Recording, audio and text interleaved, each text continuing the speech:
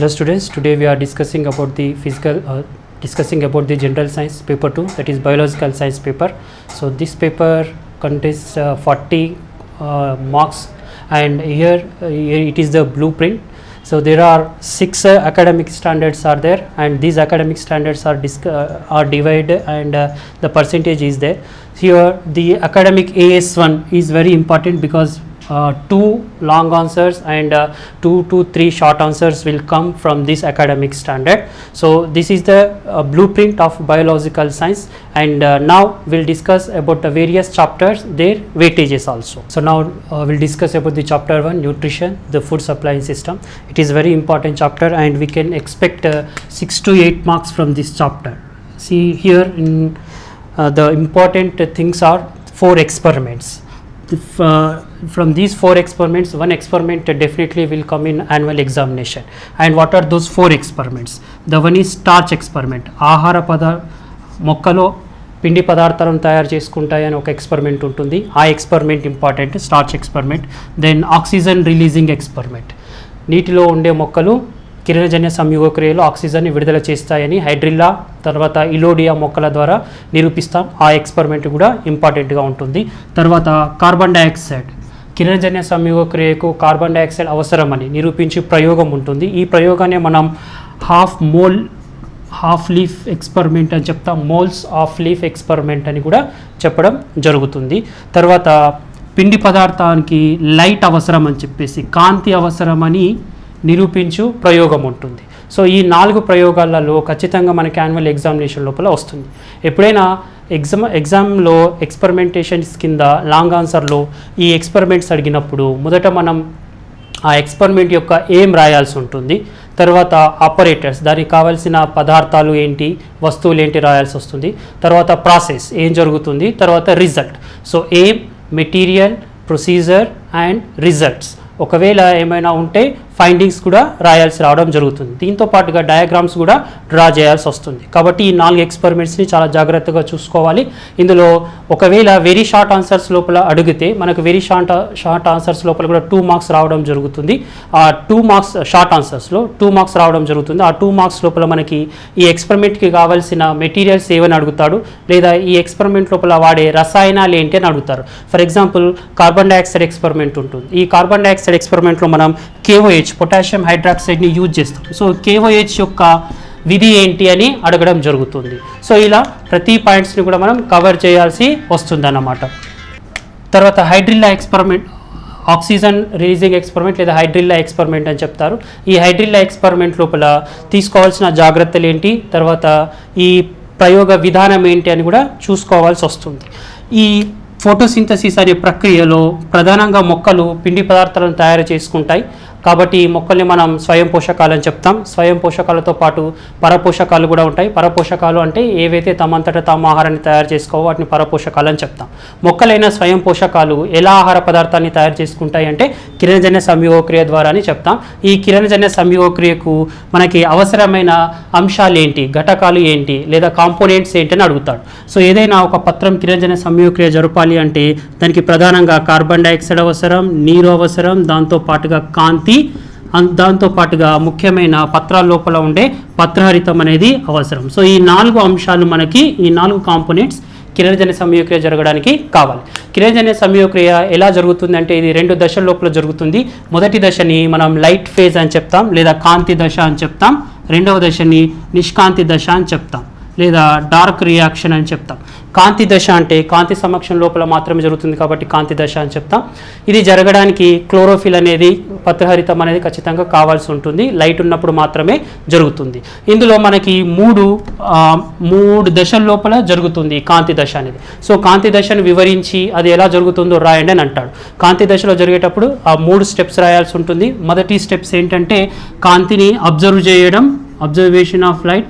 Second stage లోపల కాంతి అనేది మనకి హైడ్రాలైసిస్ ఆఫ్ వాటర్, నీటి అణువు విచ్ఛిన్నం చెందడం, తర్వాత ATP మరియు NADPH అనేటివి ఫామ్ అవ్వడం.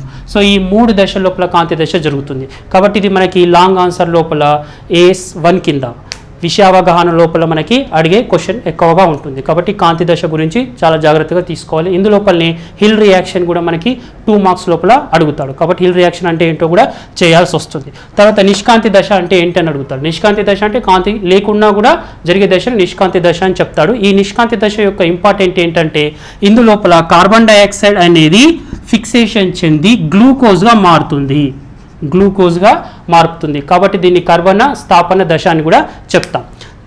మన బుక్ లోపల తర్వాత మనకి మానవుల్లో జీర్ణ వ్యవస్థ ప్రక్రియ గురించి ఉంది.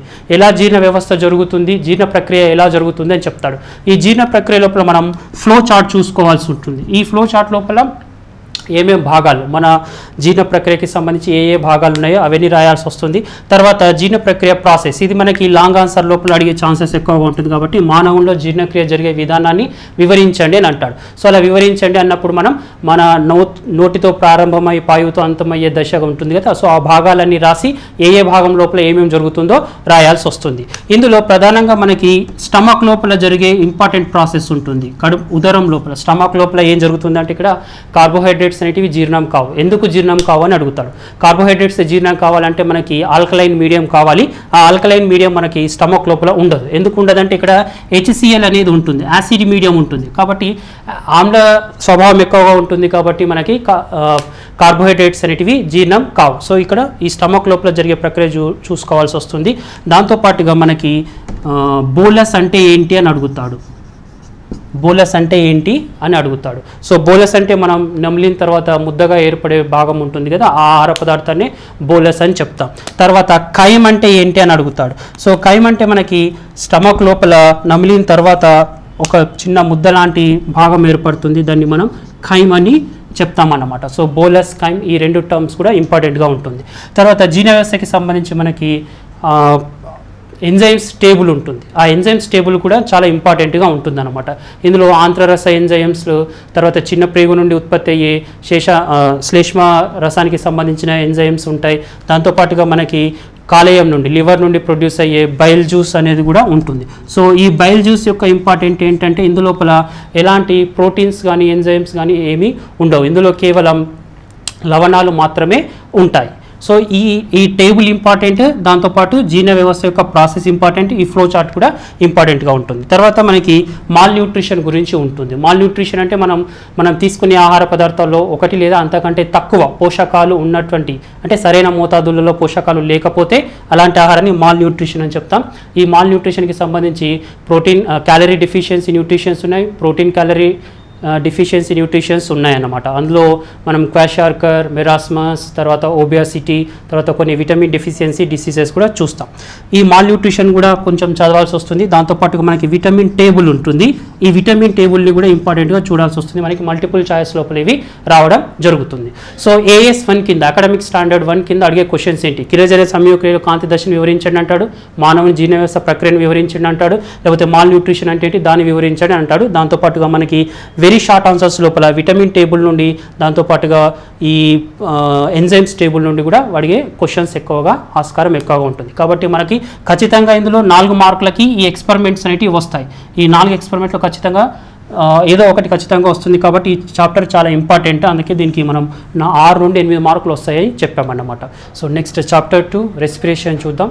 రెస్పిరేషన్ అంటే మామూలుగా వాయు శ్వాసక్రియ. ఇందులో ప్రధానంగా వాయు శ్వాసక్రియ, అవాయు శ్వాసక్రియ గురించి తెలుసుకోవాల్సి ఉంటుంది. మొదట శ్వాస వ్యవస్థ డెఫినేషన్ చూస్తే, శ్వాస వ్యవస్థ అంటే మనం ఆక్సిజన్, దాంతో పాటుగా ఇతర వాయువులు అంటే కార్బన్ డైఆక్సైడ్, నైట్రోజన్ కూడా మనం తీసుకుంటాం. అలా తీసుకున్న గాలి ఊపిరితిత్తులకు వెళ్తుంది. ఊపిరితిత్తుల నుండి మళ్ళీ రక్తం ద్వారా కణాల లోపలికి వెళ్ళి అక్కడ మైటోకాండ్రియా లోపలికి వెళ్ళి మనం తీసుకున్న ఆహార పదార్థాలు విచ్ఛిన్నం చెంది శక్తిని విడుదల చేస్తుంది. కాబట్టి శ్వాస వ్యవస్థను మనం శక్తిని విడుదల చేసే శక్తి విమోచక చర్య అని చెప్తామన్నమాట. సో ఈ శ్వాసక్రియలో ఆక్సిజన్ డిపెండెన్సీని బట్టి, అంటే ఆక్సిజన్ అవైలబిలిటీ ఉందా లేదా అన్న దాన్ని బట్టి మనం 2 రకాలుగా విభజిస్తాం. ఏరోబిక్ రెస్పిరేషన్ అంటాం, అనెరోబిక్ రెస్పిరేషన్ అంటాం. వాయు శ్వాసక్రియ మరియు అవాయు శ్వాసక్రియ అని చెప్తామన్నమాట. సో ఇక్కడ అనెరోబిక్ రెస్పిరేషన్ అంటే అవాయు శ్వాసక్రియ అంటాం, అంటే ఆక్సిజన్ అవసరం అనేది ఉండదు. ఇది సాధారణంగా ఈస్ట్ లాంటి కొన్ని ఈస్ట్ అనే ఫంగస్ లోపల, దాంతోపాటు కొన్ని రకాల బ్యాక్టీరియా లోపల కూడా అవాయు శ్వాసక్రియ అనేది జరుగుతుంది. ఈ అవాయు శ్వాసక్రియలో శక్తి ఉత్పత్తి అనేది చాలా తక్కువగా జరుగుతుంది. తర్వాత వాయు శ్వాసక్రియ తీసుకుంటే, వాయు శ్వాసక్రియ అనేది మొక్కల లోపల మరియు ఆల్మోస్ట్ ఆల్ అన్ని జంతువుల లోపల కూడా జరుగుతుంది. ఈ వాయు శ్వాసక్రియలో మనం తీసుకున్న ఆహార పదార్థాలు సంపూర్ణంగా విచ్ఛిన్నం చెంది శక్తిని విడుదల చేస్తుంది. కాబట్టి ఇక్కడ గుర్తుపెట్టుకోవాల్సిన అంశం ఏంటంటే, వాయు శ్వాసక్రియకి అవాయు శ్వాసక్రియకి మధ్య భేదాలు రాయండి అని అంటాడు. సో ఏవైనా 4 భేదాలు రాయండి అంటాడు. సో ఫస్ట్ భేదం ఏమో చెప్తాం, ఆక్సిజన్ అవైలబిలిటీ ఉండదు అవాయు శ్వాసక్రియలో. అదే వాయు శ్వాసక్రియలో అయితే ఆక్సిజన్ అవసరం వస్తుంది, తక్కువ శక్తి విడుదలవుతుంది, ఎక్కువ శక్తి విడుదలవుతుంది. ఇందులో కేవలం 2 ATPలు మాత్రమే విడుదలవుతాయి, ఇందులో 36 ATPలు విడుదల అవ్వడం జరుగుతుంది. ఇందులో గ్లైకాలసిస్ మాత్రమే జరుగుతుంది. ఇక్కడ తీసుకుంటే గ్లైకాలసిస్, క్రెబ్స్ సైకిల్, ఎలక్ట్రాన్ రవాణా వ్యవస్థ, ఇలా అన్ని దశలు కూడా జరుగుతాయి. కాబట్టి ఏవైనా 4 తేడాలు రాయండి అని అంటాడు. సో ఇది 2 మార్క్స్ లోపల వచ్చే ఛాన్సెస్ ఎక్కువగా ఉంటుంది. నెక్స్ట్ కాన్సెప్ట్ లోపల మనకి శ్వాస వ్యవస్థ దశలు ఉన్నాయి. శ్వాస వ్యవస్థ దశ లోపల మనకి 4 దశలు ఉంటాయి. ఫస్ట్ ఏంటంటే వాతావరణంలోని గాలి మనం పీల్చుకున్న తర్వాత అలా పీల్చుకున్న గాలి ఊపిరితిత్తు లోపలికి వెళ్ళడం, ఊపిరితిత్తుల నుండి రక్తం లోపలికి వెళ్ళడం, రక్తం ద్వారా కణాల లోపలికి వెళ్ళడం, ఇలా ఈ 4 దశల లోపల మనకి వాయువు యొక్క రవాణా అనేది జరుగుతుంది. ఈ దశ లోపల మనకి ఫ్లో చార్ట్ ఉంది. ఈ ఫ్లో చార్ట్ కూడా చూసుకోవాల్సి వస్తుంది. ఇది 2 మార్క్స్ లోపల కూడా అడిగే ఛాన్సెస్ ఎక్కువగా ఉన్నాయి. తర్వాత శ్వాసక్రియ మార్గం ఉంది. ఈ మార్గానికి సంబంధించి ఇది లాంగ్ ఆన్సర్ లోపల వచ్చే ఛాన్సెస్ ఎక్కువగా ఉన్నాయి.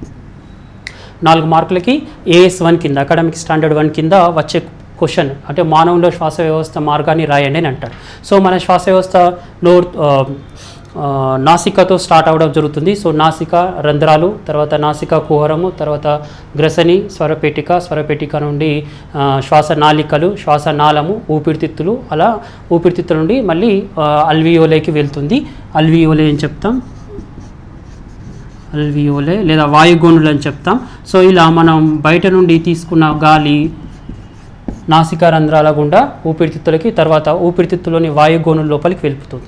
ఈ మార్గం లోపల ఎక్కడెక్కడ ఏమేమి జరుగుతుంది అనేది మనకి లాంగ్ ఆన్సర్ లోపల మొత్తానికి డీటెయిల్గా రాయాల్సి వస్తుంది అన్నమాట.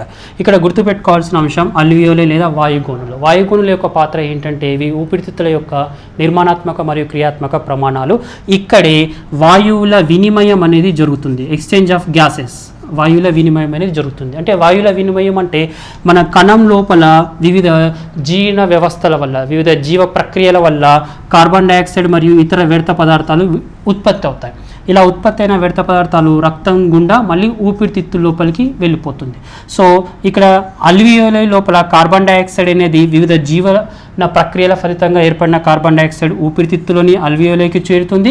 దాంతోపాటుగా మనం బయట నుండి తీసుకున్న ఆక్సిజన్ అనేది వాయు గోనులకి రావడం జరుగుతుంది. అంటే ఆక్సిజన్ అనేది లోపలికి వెళ్ళిపోతుంది, లోపల తయారైన కార్బన్ డైఆక్సైడ్ అనేది బయటకి వెళ్ళిపోతుంది. సో ఇలా వాయు గోనులు అనేటివి వాయువుల వినిమయానికి ఉపయోగపడడం జరుగుతుంది. తర్వాత మనకి మైటోకాండ్రియా యొక్క డయాగ్రామ్ ఉంది. ఈ డయాగ్రామ్ కూడా మనకి 2 మార్క్స్ లోపల అడిగే ఛాన్సెస్ ఎక్కువగా ఉంటాయి. టోటల్గా మనకి మన మొత్తం బయాలజీ టెక్స్ట్ బుక్ లోపల 37 డయాగ్రామ్స్ ఉన్నాయి, 37 డయాగ్రామ్స్ ఉంటాయి. ఆ 37 డయాగ్రామ్స్ కూడా మనకి 2 మార్క్స్, తర్వాత మల్టిపుల్ చాయిస్ లోపల 1 మార్క్. అంటే ఈ డయాగ్రామ్స్ చూసుకుంటే మనకి దాదాపుగా 3 మార్కులు వచ్చే ఛాన్సెస్ అనేటివి ఈజీగా ఉండడం జరుగుతుంది అనమాట. సో మైటోకాండ్రియా యొక్క నిర్మాణాన్ని వివరించండి అని అడగొచ్చు. మైటోకాండ్రియా యొక్క నిర్మాణాన్ని వివరించండి అంటే అప్పుడు డయాగ్రామ్ డ్రా చేయాల్సిన పని లేదు. ఒకవేళ మైటోకాండ్రియా నిర్మాణాన్ని పటం సహాయంతో వివరించండి అని లాంగ్ ఆన్సర్ లోపల అడిగితే అప్పుడు మనకు మైటోకాండ్రియా యొక్క నిర్మాణాన్ని, దాంతోపాటుగా డయాగ్రాన్ని కూడా డ్రా చేయాల్సి వస్తుంది. ఇక్కడ మైటోకాండ్రియా యొక్క ఇంపార్టెంట్ ఏంటంటే, ఇది మనకి ఎనర్జీని, శక్తిని ప్రొడ్యూస్ చేస్తుంది. కాబట్టి దీన్ని power house of the cell అని చెప్తామన్నమాట. ఇది మనకి ఏటీపీని ప్రొడ్యూస్ చేస్తుంది. ఏటీపీ అడినోసిన్ ట్రైఫాస్ఫేట్ అని చెప్తాం. దీన్ని మనం హ్యూమన్ కరెన్సీ అని చెప్తాం అన్నమాట. సో ఈ ఏటీపీయే మనకి శక్తి విడుదల చేసే అంశమే ఏటీపీ అన్నమాట. ఒక ఏటీపీ లోపల మనకి ఒక ఏటీపీ ఎప్పుడైతే జల విశ్లేషణ చెందుతుందో, అంటే ఎప్పుడైతే ఈ ఏటీపీ అనేది వాటర్తో కలుస్తుందో అప్పుడు మనకి 7200 క్యాలరీల శక్తి అనేది విడుదల అవ్వడం జరుగుతుంది. ఈ శక్తి మనం వివిధ జీవన ప్రక్రియల కోసం ఉపయోగిస్తాం. దాంతోపాటుగా మనకి ఎక్స్పెరిమెంట్స్ ఉన్నాయి. ఈ ఎక్స్పెరిమెంట్లో ప్రధానమైన ఎక్స్పెరిమెంట్ ఈస్ట్ ఎక్స్పెరిమెంట్, అవాయు శ్వాసక్రియ, ఎనరోబిక్ రెస్పిరేషన్ లోపల ఈస్ట్ ఎలా ఎనరోబిక్ రెస్పిరేషన్ జరుగుతుంది అని చెప్పేసి ఒక ఎక్స్పెరిమెంట్ ఉంటుంది. ఆ ఎక్స్పెరిమెంట్ లోపల మనం ఏం రాస్తాం, ప్రొసీజర్ ఆపరేటర్ రాస్తాం, తర్వాత ప్రొసీజర్ రాస్తాం, తర్వాత రిజల్ట్ రాస్తాం. ఇందులో ఈ ముఖ్యమైన అంశం ఏంటంటే ఇక్కడ వాడే కెమికల్స్, ఏం కెమికల్ వాడతాడు అని అడుగుతారన్నమాట. సో ఆ కెమికల్ని కూడా మనం రాయాల్సి వస్తుంది. దాంతోపాటుగా ఈ ప్రక్రియనంతా కూడా వివరించాల్సి వస్తుంది. సో ఇది కూడా లాంగ్ ఆన్సర్లో 4 మార్క్స్కి ఎక్కువగా వచ్చే ఛాన్సెస్ ఉన్నాయి. ఈ స్టైల్లో అవాయు శ్వాసక్రియ ప్రక్రియ గురించి వివరించండి అని చెప్పేసి వస్తుందన్నమాట. దాంతోపాటుగా 2 మార్క్స్ లోపల వచ్చే ఎక్స్పెరిమెంట్స్ ఇవి. శ్వాసక్రియలో కార్బన్ డైఆక్సైడ్ ప్రొడ్యూస్ అవుతుంది అని చెప్పడానికి ఒక ఎక్స్పెరిమెంట్ ఉంది. మనం మొలకెత్తుతున్న శనగ గింజల్ని ఫ్లాస్క్ లోపల పెడితే అది కార్బన్ డైఆక్సైడ్ని ప్రొడ్యూస్ చేస్తుంది అని చెప్పేసి ఆ ఎక్స్పెరిమెంట్ ఉంది. దాంతోపాటుగా టెంపరేచర్ కూడా రిలీజ్ చేస్తుంది అని చెప్పడానికి ఇంకొక ఎక్స్పెరిమెంట్ ఉంటుంది. సో ఈ 3 ఎక్స్పెరిమెంట్లలో ఈస్ట్ ఎక్స్పెరిమెంట్ చాలా ఇంపార్టెంట్, లాంగ్ ఆన్సర్ లోపల రావచ్చు. ఈ 2 ఎక్స్పెరిమెంట్ 2 మార్క్స్ లోపల కూడా వచ్చే ఛాన్సెస్ ఎక్కువగా ఉన్నాయి. దాంతో పాటుగా నెక్స్ట్ రెస్పిరేషన్కి ఫోటోసింథసిస్కి మధ్య తేడాలు ఏంటని అడుగుతాడు. సో ఇలా ఈ కాన్సెప్ట్స్ అనేటివి మనకి 2వ చాప్టర్ లోపల చాలా ఇంపార్టెంట్గా ఉంటాయి. ఈ చాప్టర్ నుండి మనకి 4 నుండి 5 మార్కులు కూడా వచ్చే ఛాన్సెస్ ఎక్కువగా ఉంటాయి. ఆ 4 మార్కుల లోపల ఈ ఎక్స్పెరిమెంట్ రావచ్చు, లేదా శ్వాసక్రియ ప్రక్రియలను వివరించండి అని, లేదా వాయు శ్వాసక్రియ భేదాలను రాయండి అని చెప్పేసి కూడా రావచ్చు. నెక్స్ట్ 3rd చాప్టర్ చూద్దాం. 3rd చాప్టర్ ట్రాన్స్పోర్టేషన్ సిస్టమ్ లేదా ప్రసరణ వ్యవస్థలో సర్క్యులేషన్ సిస్టమ్ అని చెప్తాం. ఈ సర్క్యులేషన్ సిస్టమ్ లోపల మనకి 4 మార్క్స్ రావడానికి ఆస్కారం ఉంటుంది. ఇందులో ప్రధానంగా ఏంటంటే గుండె యొక్క అంతర్నిర్మాణం, హార్ట్ ఇంటర్నల్ స్ట్రక్చర్ని రాయండి అని అంటాడు. సో స్ట్రక్చర్ని రాయండి అని అన్నప్పుడు ఒకవేళ గుండె యొక్క అంతర్నిర్మాణాన్ని పటం సహాయంతో వివరించండి అని అడిగితే పటాన్ని డ్రా చేయాల్సి వస్తుంది. లేదా గుండె యొక్క నిర్మాణాన్ని వివరించండి అని అన్నప్పుడు పటం డ్రా చేయకుండా కేవలం వివరణ చేస్తే సరిపోతుంది. సో పటాన్ని మనం ఒకవేళ అడిగితే పటాన్ని నీట్గా డ్రా చేస్తాం, దాంతోపాటుగా వివరణ కూడా చెప్తాం. సో గుండె యొక్క అంతర్నిర్మాణాన్ని తీసుకుంటే గుండె యొక్క అంతర్నిర్మాణం లోపల మనకి 4 గదులు ఉంటాయని చెప్తాం. పైన 2 కర్ణికలు అన్నాం, కింద దిగువన ఉండే 2 వాటిని జఠరికలు అని చెప్తాం. ఆ కర్ణికల జఠరికల మధ్య విభజకాలు ఉంటాయి. దాంతోపాటుగా ఇక్కడ వాల్వ్స్ యొక్క ఇంపార్టెంట్ ఎక్కువగా ఉంటుంది. ఏ కవాటాలు ఎక్కడెక్కడ ఉంటాయని అంటాడు. సో కవాటాల యొక్క స్థానాన్ని చూసుకోవాల్సి వస్తుంది. దాంతోపాటుగా సిర మరియు ధమనుల మధ్య తేడాలు, సిరలు మరియు ధమనులు ఉన్నాయి కదా, సో వీటి మధ్య తేడాలు, ఇది కూడా మనకి 4 మార్కు లోపల వచ్చే ఛాన్సెస్ ఎక్కువగా వస్తుందన్నమాట. సో సిరల్లో ధమనులు చూసుకుంటే ధమను లోపల ఎప్పుడు కూడా మనకు ఆక్సిజన్ యుత రక్తమే వెళ్తుంది, కానీ ఇది పుప్పుస ధమని లోపల మాత్రం ఆక్సిజనేటెడ్ రక్తం అనేది వెళ్తుంది. సిరల లోపల ఎప్పుడు కూడా కార్బన్ డైఆక్సైడ్ యుత రక్తం వెళ్తుంది, కానీ పుప్పుస సిర లోపల మాత్రం ఆక్సిజన్ యుత రక్తం వెళ్ళిపోతుంది. సో వీటి లోపల వాల్వ్స్ అనేటివి ఉంటాయి, సిర లోపల వాల్వ్స్ ఉంటాయి, ధమను లోపల వాల్వ్స్ అనేటివి ఉండవు. వీటి యొక్క థిక్నెస్ ఎక్కువగా ఉంటుంది, వీటి యొక్క థిక్నెస్ తక్కువగా ఉంటుంది. ఇలా ఏవైనా 4 తేడాలు రాయమని అంటాడు. సో సిరలు మరియు ధమనుల మధ్య తేడాలు రాయని అంటాడు, లేదా కవాటాలు వాటి యొక్క స్థానాన్ని వివరించని అంటాడు, లేదా హృదయం యొక్క అంతర్నిర్మాణాన్ని వివరించని అంటాడు. ఈ 3 క్వశ్చన్స్ కూడా మనకి 4 మార్క్స్ లోపల వచ్చే ఛాన్సెస్ ఎక్కువగా ఉంటుంది. దాంతోపాటు గోట్ హార్ట్ ఎక్స్పెరిమెంట్ అని ఉంటుంది. గోట్ యొక్క హార్ట్ని డిసెక్షన్ చేసేయడానికి కావాల్సిన పరికరాలు ఏంటి అని అడుగుతాడు, లేదా ఆ పరికరం ప్రయోగం యొక్క విధానాన్ని వివరించడానికి కూడా అడిగే ఛాన్సెస్ ఎక్కువగా ఉంటుంది. దాంతోపాటుగా కార్డియాక్ సైకిల్, హార్దిక వలయం అని చెప్తాం. ఈ హార్దిక వలయాన్ని వివరించండి అని అంటాడు, లేదా ఒక వెరీ షార్ట్ ఆన్సర్స్ లోపల అడిగితే ఈ హార్దిక వలయాన్ని కంప్లీట్ చేయడానికి పట్టే టైం ఎంత అని చెప్తాడు. మనం 0.8 సెకండ్ లోపల హార్దిక వలయం అనేది కంప్లీట్ అవ్వడం జరుగుతుందన్నమాట. ఇందులో సిస్టోలిక్ ప్రెషర్ అంటే ఏంటి, డయాస్టోలిక్ ప్రెషర్ అంటే ఏంటి అని అడుగుతాడు. ఆ సిస్టోలిక్ ప్రెషర్, డయాస్టోలిక్ ప్రెషర్ని మనం బ్లడ్ ప్రెషర్ అని కూడా చెప్తాం. ఈ బ్లడ్ ప్రెషర్ ఎప్పుడు కూడా దాన్ని మనం బీపీ అని చెప్తాం. ఇది ఎప్పుడు కూడా 120/80గా ఉంటుంది. ఈ 120 అనేది సిస్టోలిక్ ప్రెషర్ అని చెప్తాం, 80 ఏమో డయాస్టోలిక్ ప్రెషర్ అని చెప్తాం. దీన్ని కొలవడానికి ఉపయోగించే పరికరం ఏంటి అని చెప్తాడు. స్పిగ్మోమానోమీటర్ అనే పరికరం ద్వారా మనం బీపీని కొలవడం జరుగుతుందన్నమాట. లేదా బీపీ ఒకవేళ ఎక్కువగా అయితే మనం ఎలాంటి జాగ్రత్తలు తీసుకోవాలని అంటాడు. అంటే సాల్ట్ కంటెంట్ ఫుడ్ని తక్కువ తీసుకోవడం, ఎక్సర్సైజ్ చేయడం, యోగా చేయడం, అలాంటివి కూడా బీపీని కంట్రోల్ చేసే విధంగా ఉంటుందన్నమాట. సో బీపీకి సంబంధించిన కాన్సెప్ట్ కూడా ఇంపార్టెంట్గా ఉంటుంది. హెల్దీ హ్యూమన్ బీయింగ్ యొక్క బ్లడ్ ప్రెషర్ ఎంత అంటే 120/80 ఎక్కువగా అవుతాయి, ఎలాంటి జాగ్రత్తలు తీసుకోవాలి, దీన్ని నార్మల్గా ఉంచుకోవడానికి మనం ఎలాంటి ఎక్సర్సైజ్ చేయాలి, లేదా ఎలాంటి ప్రక్రియలు మనం అవలంబిస్తే మన బీపీని, బ్లడ్ ప్రెషర్ని కంట్రోల్ లోపల ఉంచుకుంటామని కూడా చూసుకోవాల్సి వస్తుంది. తర్వాత ఈ కార్డియాక్ సైకిల్లోని దశలు వివరించండి అని అంటాడు. సో ఫస్ట్ కర్ణికల యొక్క సంకోచం, తర్వాత కర్ణికల యొక్క సడలిక, జఠరికల సంకోచం, జఠరిక యొక్క సడలిక, వీటి మధ్య టైం ఎంత, కర్ణికల సంకోచానికి టైం ఎంత, కర్ణికల జఠరికల సంకోచానికి టైం ఎంత, అదంతా కూడా చూసుకోవాల్సి వస్తుంది. తర్వాత సింగిల్ డబుల్ సర్క్యులేషన్, ఏకవలయ మరియు ద్వివలయ రక్త ప్రసరణ వ్యవస్థ గురించి రాయండి అని అంటాడు. మానవుల లోపల మరి అభివృద్ధి చెందిన క్షీరదాలలో డబుల్ సర్క్యులేటరీ సిస్టమ్ ఉంటుంది. ద్వివలయ రక్త ప్రసరణ వ్యవస్థ అని చెప్తాం. ద్వివలయ రక్త ప్రసరణ వ్యవస్థ అంటే గుండె ఒకసారి ఈ రక్తం అనేది గుండెకు రెండు సార్లు రావడం, అంటే రక్తం అనేది గుండెకు 2 సార్లు సరఫరా అవుతుందని ద్వివలయ రక్త ప్రసరణ వ్యవస్థ అని చెప్తాం. ఏకవలయ రక్త ప్రసరణ వ్యవస్థ అంటే గుండె నుండి రక్తం కేవలం ఒకేసారి వెళ్తుంది. ఇది ఎక్కువగా ఫిషెస్ లోపల, చేపల లోపల ఏకవలయ రక్త ప్రసరణ వ్యవస్థ ఉంటుంది. తర్వాత ఆంఫిబియన్స్, రెప్టైల్స్, ఏవ్స్ అండ్ మమ్మీల్స్, వీటన్నిటి లోపల కూడా డబుల్ సర్క్యులేటరీ సిస్టమ్ అనేది ఉంటుంది. మరి మానవుల్లో ఏ రకమైన రక్త ప్రసరణ వ్యవస్థ ఉంది అంటే డబుల్ సర్క్యులేటరీ సిస్టమ్ అనేది ఉంటుంది.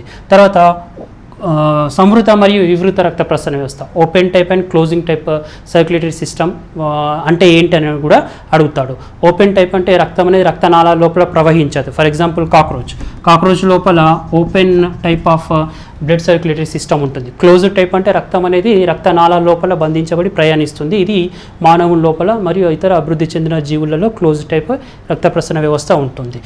నెక్స్ట్ కాన్సెప్ట్ లోపల రక్త స్కందన ప్రక్రియను వివరించండి అని అంటాడు. సో మామూలుగా మనం ఏదైనా ఆటలు ఆడుతున్నప్పుడు దెబ్బ తగిలితే రక్తం బయటకు వెళ్తుంది. బయటకు వెళ్ళిన తర్వాత అది 3 to 4 minutes లోపల అది గడ్డ కట్టడం జరుగుతుంది. అలా గడ్డ కట్టే ప్రక్రియని కోయాగ్యులేషన్ అని చెప్తాం. సో ఈ ప్రక్రియ లోపల మనకు కొన్ని ఎంజైమ్స్ అనేటివి ఉంటాయి. ప్రోథ్రాంబిన్, థ్రాంబోకైనేజ్ అనే ఎంజైమ్స్ ఉంటాయి. సో ఆ ఫార్ములా కూడా రాయాల్సి వస్తుంది. ఒక్కొక్క ఎంజైమ్ యొక్క ఇంపార్టెంట్ ఏంటి, ఫర్ ఎగ్జాంపుల్ థ్రాంబిన్ ఉంది, థ్రాంబిన్ యొక్క రోల్ ఏంటి అని అంటాడు. సో థ్రాంబిన్ అనేది కొన్ని ఎంజైమ్స్ని, ప్రోథ్రాంబిన్ని యాక్టివ్గా చేసి థ్రాంబిన్గా మారుస్తుంది. సో ఇది కూడా రాయాల్సి వస్తుంది. దాంతోపాటుగా ఈ రక్త స్కందన ప్రక్రియకు ఉపయోగపడే విటమిన్ ఏంటి అని అంటాడు. కే విటమిన్ అని చెప్తాం. కే విటమిన్ మనకి రక్త స్కందన ప్రక్రియకు ఉపయోగపడుతుంది. తర్వాత లింపాటిక్ సిస్టమ్ గురించి రాయమని చెప్తాడు. లింప్ అంటే ఏంటి అంటే శోషరసం అని చెప్తాం. శోషరసం అంటే మనం ఆహార పదార్థాలు రక్తం ద్వారా సరఫరా అవుతాయని చెప్పామన్నమాట. సో అలా రక్తం ద్వారా ఆహార పదార్థాలు కణానికి సరఫరా అవుతున్నప్పుడు కణం మధ్య ఏమవుతుందంటే 2 కణాల మధ్య మనకి చిన్న చిన్న స్పేసెస్ ఉంటాయి. వీటిని ఇంట్రాసెల్యులర్ స్పేసెస్ అని చెప్తాం, కణాంతర అవకాశాలు అని చెప్తాం. సో ఈ కణాంతర అవకాశాల లోపల ఏమవుతుందంటే ఒకసారి రక్తం గుండా వచ్చిన ఆహార పదార్థాలు అనేటివి కణం లోపలికి వెళ్తూ కణంతో పాటుగా వీటి మధ్య ఉన్న ఈ ప్లేస్ లోపల కూడా అంటిపెట్టుకొని ఉంటుందన్నమాట. ఈ ప్లేస్ లోపల కూడా వెళ్ళిపోతుంది. దీన్ని మనం కణాంతస్థ ద్రావణం అని కూడా చెప్తామన్నమాట. సో లింపాటిక్ సిస్టమ్ యొక్క పని ఏంటంటే ఇక్కడ ఈ కణాల మధ్య ఉన్న ద్రావణాన్ని కలెక్ట్ చేసి మళ్ళీ మనకి సిరల ద్వారా పంపబడడం జరుగుతుంది. దాన్ని మనము లింపాటిక్ సిస్టమ్ అని చెప్తాం. దీనికి పంపించడానికి లింప్ వెజల్స్ అనేటివి ఉన్నాయి. అంటే మన శరీరంలో ఎక్కడ కూడా వేస్ట్ కాకుండా ఉండడానికి ఈ సర్క్యులేషన్తో పాటుగా అదనంగా ఉన్న ట్రాన్స్పోర్టేషన్ సిస్టమ్ ఏంటంటే లింపాటిక్ సిస్టమ్. ఈ శోషరసం అనేది ఇది ఒక లాటిన్ వర్డ్. ఇది లింప్ అంటే మనము వైట్ కలర్ లోపల ఉంటుంది. బ్లడ్ మామూలుగా రెడ్ కలర్లో ఉంది. దానికి కారణం కూడా హిమోగ్లోబిన్ అని చెప్తాం. ఇది వైట్ కలర్లో ఉండడానికి కారణం ఏంటంటే హిమోగ్లోబిన్ అనేది ఉండదు. మిగతా కాంపోజిషన్ అంతా కూడా బ్లడ్ లాగే ఉంటుంది. సో ఇక్కడ గుర్తుపెట్టుకోవాల్సిన అంశం ఏంటంటే బ్లడ్కి లింప్కి మధ్య తేడాలు రాయండి అని అంటాడు. సో బ్లడ్కి లింప్కి తేడాలు కూడా రాయాల్సి వస్తుంది. దాంతోపాటుగా మనకి ఈ ఎక్స్పెరిమెంట్ కింద తీసుకుంటే రూట్ ఎక్స్పెరిమెంట్ అనేది ఉంటుంది. Root pressure experiment. ఈ వేరు పీడన ప్రయోగం అనేది ఉంటుంది. ఈ వేరు పీడన ప్రయోగం లోపల రిజల్ట్ ఏంటి అని చెప్తాడు. సో రిజల్ట్ లోపల మనకు M2 - M1 అనేది వస్తుందన్నమాట. So result important. ప్రాసెస్ ఒకవేళ 4 మార్క్స్ లోపల అడిగితే మొత్తం ఎయిమ్, ఆపరేటర్స్ లేదా మెటీరియల్, ప్రొసీజర్ రాస్తాం. దాంతోపాటుగా రిజల్ట్ కూడా రాస్తాం, డయాగ్రామ్ కూడా డ్రా చేస్తాం. సో ఈ 6 కాన్సెప్ట్స్ మనకి ప్రసరణ వ్యవస్థ లోపల చాలా ఇంపార్టెంట్గా ఉన్నాయి. సో నెక్స్ట్ చాప్టర్ 4 చూద్దాం. చాప్టర్ 4 ఎక్స్క్రీషన్ విసర్జన వ్యవస్థ అని చెప్తాం. ఈ విసర్జన వ్యవస్థ కూడా మనకి లాంగ్ ఆన్సర్ లోపల వచ్చే ఛాన్సెస్ ఎక్కువగా ఉన్నాయి కాబట్టి 4 మార్క్స్ అనేవి ఇందులో నుండి కూడా మనం ఎక్స్పెక్టేషన్ చేయగలుగుతాం. ఇందులో ఇంపార్టెంట్ కాన్సెప్ట్ ఏంటి, మనకి హ్యూమన్ కిడ్నీ గురించి అడుగుతాడు. మానవుని యొక్క మూత్రపిండాన్ని వివరించండి అని చెప్తాడు. సో మూత్రపిండం గురించి వివరణ రాసేటప్పుడు మనం నెఫ్రాన్ గురించి రాస్తాం. నెఫ్రాన్ అనేది మూత్రపిండం యొక్క నిర్మాణాత్మక మరియు క్రియాత్మక ప్రమాణం. ఇది మనకి 1.3 నుండి 1.8 మిలియన్ల నెఫ్రాన్స్ అనేటివి ఒక్కొక్క కిడ్నీ లోపల ఉండడం జరుగుతుంది. సాధారణంగా కిడ్నీ అనేది మనకు బీన్ షేప్ లోపల ఉంటుంది. ఇది ఉదర దిగువ డయాఫ్రమ్ దిగువన ఉండడం అనేది జరుగుతుంది. 2 కిడ్నీస్ ఉంటాయి. వీటి యొక్క పరిమాణం తీసుకుంటే ఈ పరిమాణం కూడా మనకి 5 సెంటీమీటర్స్ వెడల్పుతో ఉండడం జరుగుతుంది. బరువు తీసుకుంటే దాదాపుగా 150 గ్రామ్స్ బరువు అనేది కూడా ఉండడం జరుగుతుంది. సో ఈ కిడ్నీ మొత్తం అంతా దాన్ని మనం టీఎస్ కానీ ఎల్ఎస్ కానీ తీస్తే మనకు నెఫ్రాన్స్ అనేటివి కనబడతాయి. ఈ నెఫ్రాన్ని మనం మూత్రపిండం యొక్క నిర్మాణాత్మక క్రియాత్మక ప్రమాణం అంటాం. సో ఇది మనకి 4 మార్కుల లోపల వచ్చే ఛాన్సెస్ ఎక్కువగా ఉంటుంది. ఈ నెఫ్రాన్ ఎలా నిర్మించబడి ఉంటుంది? ప్రతి నెఫ్రాన్ అనేది 2 ముఖ్యమైన భాగాలతో నిర్మించబడి ఉంటుంది. దాన్ని మనం బోమెన్స్ క్యాప్సుల్ అని చెప్తాం, తర్వాత ట్యూబుల్స్ అని చెప్తాం. ఈ బోమెన్స్ క్యాప్సుల్ అనేటివి మనకి మాల్ఫీజియన్ బాడీతో తర్వాత గ్లోమరులస్తో నిర్మించబడి ఉంటుంది. ఈ ట్యూబులర్ దాంట్లో ప్రాక్సిలరీ కన్వల్యూటెడ్ ట్యూబుల్ ఉంటుంది, డిజిటల్ కన్వల్యూటెడ్ ట్యూబుల్ ఉంటుంది, తర్వాత కలెక్టింగ్ డక్ట్ అనేది ఉంటుంది. ఇక్కడ పీసీటీ లోపల ఏ ప్రక్రియ జరుగుతుంది, డీసీటీ లోపల ఏం జరుగుతుంది, కలెక్టింగ్ డక్ట్ లోపల ఏం జరుగుతుంది, తర్వాత లూప్ ఆఫ్ హెన్లీస్ లూప్ ఉంటుంది. ఈ హెన్లీస్ లూప్ లోపల కూడా ఏం జరుగుతుంది అనేది రాయాల్సి వస్తుంది. సో ఒకవేళ నెఫ్రాన్ నిర్మాణం రాయండి అని అంటే ఈ బోమెన్స్ క్యాప్సుల్ తర్వాత ట్యూబులర్ పార్ట్స్ లోపల ఉండే ఈ అంశాలను రాయాల్సి వస్తుంది. 4 మార్కుల లోపల ఇంపార్టెంట్. ఒక డయాగ్రామ్ మ్యాక్సిమంగా అడగడు. ఒకవేళ టైం ఉంటే డయాగ్రామ్ డ్రా చేయొచ్చు, లేదా డయాగ్రామ్ డ్రా చేయకుండా కేవలం నెఫ్రాన్ స్ట్రక్చర్ రాస్తే సరిపోతుంది. తర్వాత మనకి డయాలసిస్ లేదా ఆర్టిఫిషియల్ కిడ్నీ గురించి కూడా ఉంటుంది. ఎప్పుడైతే మన కిడ్నీస్ చెడిపోతాయో లేదా ఏవైనా దెబ్బలు తగ్గడం వల్ల స్వెల్లింగ్ రావడమో లేకపోతే ఏవైనా అపాయాలు జరిగినప్పుడు కానీ కిడ్నీస్ చెడిపోతాయి. సో అలా చెడిపోయిన వ్యక్తి లోపల బ్యాలెన్సింగ్ కోసం, అయానిక్ బ్యాలెన్సింగ్ కోసం మనం ఆర్టిఫిషియల్ కిడ్నీకి లేదా డయాలసిస్ ప్రాసెస్కి వెళ్తాం. ఈ డయాలసిస్ ప్రాసెస్ లోపల మన బ్లడ్ అంతా కూడా ప్యూరిఫైడ్ అవ్వడం జరుగుతుంది. కాబట్టి దాన్ని మనం హీమోడయాలసిస్ అని చెప్తాం. ఇది డయాలైజర్ అనే ఒక మిషన్ లోపల ఈ ప్రక్రియ అంతా కూడా జరుగుతుంది.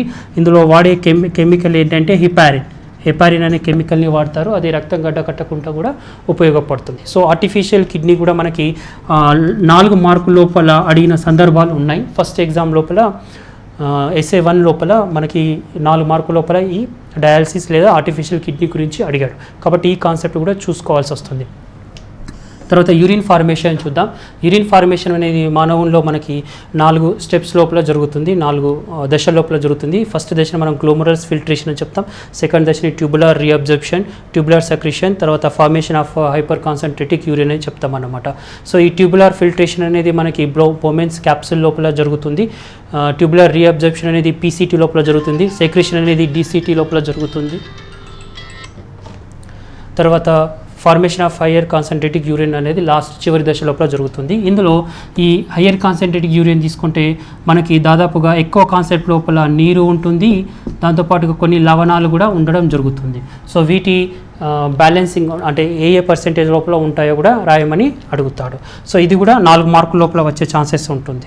తర్వాత సహాయక విసర్జక భాగాలు ఏవి అని చెప్తారు. యాక్సెసరీ లేదా సెకండరీ ఎక్స్క్రీటరీ ఆర్గాన్స్ ఏంటి అని చెప్తాడు. సెకండరీ ఎక్స్క్రీటరీ ఆర్గాన్ లోపల మనకి చర్మం ఉంది, స్కిన్ ద్వారా కూడా చర్మం స్వేద గ్రంథుల ద్వారా బయటకు వెళ్ళిపోతుంది. కాబట్టి స్కిన్ కూడా ఒక యాక్సెసరీ ఆర్గాన్ అని చెప్తాం. తర్వాత లంగ్స్ ఉన్నాయి, ఆ తర్వాత లివర్. సో ఇవన్నీ కూడా మనకి తర్వాత ఇంటెస్టైన్, లార్జ్ ఇంటెస్టైన్, ఇవన్నీ కూడా మనకి 4 యాక్సెసరీ గ్లాండ్స్ ఉన్నాయి. తర్వాత ఆల్కలైడ్ టేబుల్ ఉంటుంది. ఈ టేబుల్ కూడా మనకి 4 మార్కుల లోపల చాలా ఇంపార్టెంట్గా వస్తుంది. Alkaloids, tannins, resins, latex, gums అనేటివి ఉన్నాయి. వాటి గురించి కూడా రాయాల్సి వస్తుంది. ఇందులో ప్రధానంగా ఆల్కలైడ్ టేబుల్ ఇంపార్టెంట్. ఈ ఆల్కలైడ్ లోపల మనకి కొన్ని మొక్కలు ఏ భాగం నుండి ఏ ఆల్కలైడ్ వస్తుంది, దాని యొక్క పని ఏంటి అని చెప్పేసి టేబుల్ ఇచ్చాడు. ఆ టేబుల్ని కూడా చూసుకోవాలి. ఇది 4 మార్క్స్లో రావచ్చు, లేదు అంటే 2 మార్క్స్ లోపల కూడా రాయమని అడుగుతాడు. తర్వాత వివిధ జీవుల లోపల విసర్జన ప్రక్రియ ఎలా జరిగింది అంటే అమీబా లోపల విసర్జక అంగాలు ఏంటి, తర్వాత పారామీషియం లోపల ఏంటి, హైడ్రా లోపల ఏంటి, తర్వాత ప్లాటిహెల్మెంతిస్ లోపల ఏంటి, నిమాటోడా లోపల ఏంటి, ఆర్థోపోడాలో ఏంటి, మానవుల లోపల ఏంటి, ఆ విసర్జక అంగాలు ఏంటో చూసుకోవాల్సి వస్తుంది. ఇది మనకి వెరీ షార్ట్ ఆన్సర్స్ లేదా మల్టిపుల్ చాయిస్ లోపల అడిగే ఛాన్సెస్ ఎక్కువగా ఉన్నాయి. కాబట్టి ఇందులో ప్రధానంగా ఎంఫసిస్ చేయాల్సిన ఏంటి అంటే కిడ్నీ యొక్క అంతర్నిర్మాణం లేదా నెఫ్రాన్ యొక్క స్ట్రక్చర్, తర్వాత ఆర్టిఫిషియల్ కిడ్నీ, యూరిన్ ఫార్మేషన్, ఈ 3, తర్వాత ఆల్కలైడ్ టేబుల్, ఇవి 4 చాలా ఇంపార్టెంట్గా చూసుకోవాల్సి వస్తుందన్నమాట. సో నెక్స్ట్ నియంత్రణ గురించి చూద్దాం. చాప్టర్ 5. ఈ చాప్టర్ 5 లోపల మనకు ఇంపార్టెంట్ అంశాలు ఏమున్నాయి, ఇందులో ప్రధానంగా మనకి నాడీకణం యొక్క నిర్మాణం గురించి రాయండి అని అంటాడు. దాంతోపాటు నాడీకణం యొక్క డయాగ్రామ్, సెల్ యొక్క డయాగ్రామ్ కూడా ఇంపార్టెంట్గా ఉంటుంది. వివిధ రకాల నాడులు, చాలక నాడులు కానీ, తర్వాత సెన్సార్ నర్వ్ లేదా చాలక నాడులు అని చెప్తాం, మోటార్ నర్వ్స్ ఉంటాయి, తర్వాత అసోసియేటెడ్ నర్వ్స్ లేదా మిక్స్డ్ నర్వ్స్ అని కూడా చెప్తాం అనమాట. ఈ 3 రకాల నాడులలో వాటి యొక్క డయాగ్రామ్ ఉంది. ఆ డయాగ్రామ్ కూడా 2 మార్క్స్కి కానీ లేకపోతే మల్టిపుల్ చాయిస్ లోపల కానీ అడిగే ఛాన్సెస్ ఎక్కువగా ఉన్నాయి కాబట్టి చూడాల్సి వస్తుంది. తర్వాత నాడీ కణ సంధి సినాప్స్ గురించి అడుగుతాడు. సినాప్స్ అంటే ఏంటంటే 2 నాడులు ఇన్ఫర్మేషన్ని పాస్ చేసేటప్పుడు వాటి మధ్య ఖాళీ ప్రదేశం ఉంటుంది. ఆ ఖాళీ ప్రదేశాన్ని మనం సినాప్సిస్ అని చెప్తాం లేదా కణ సంధి, నాడీ కణ సంధి అని చెప్తాం. ఇది సమాచార ప్రసరణకి ఉపయోగపడుతుంది. దీని డయాగ్రామ్ కూడా ఉంది. ఈ డయాగ్రామ్ కూడా ఇంపార్టెంట్గానే ఉంటుంది. సో నాడీ కణం యొక్క నిర్మాణము, నాడీ కణం యొక్క డయాగ్రామ్, వివిధ రకాల నాడీ కణాల యొక్క డయాగ్రామ్, తర్వాత సినాప్స్ యొక్క డయాగ్రామ్ ఇంపార్టెంట్గా ఉంది.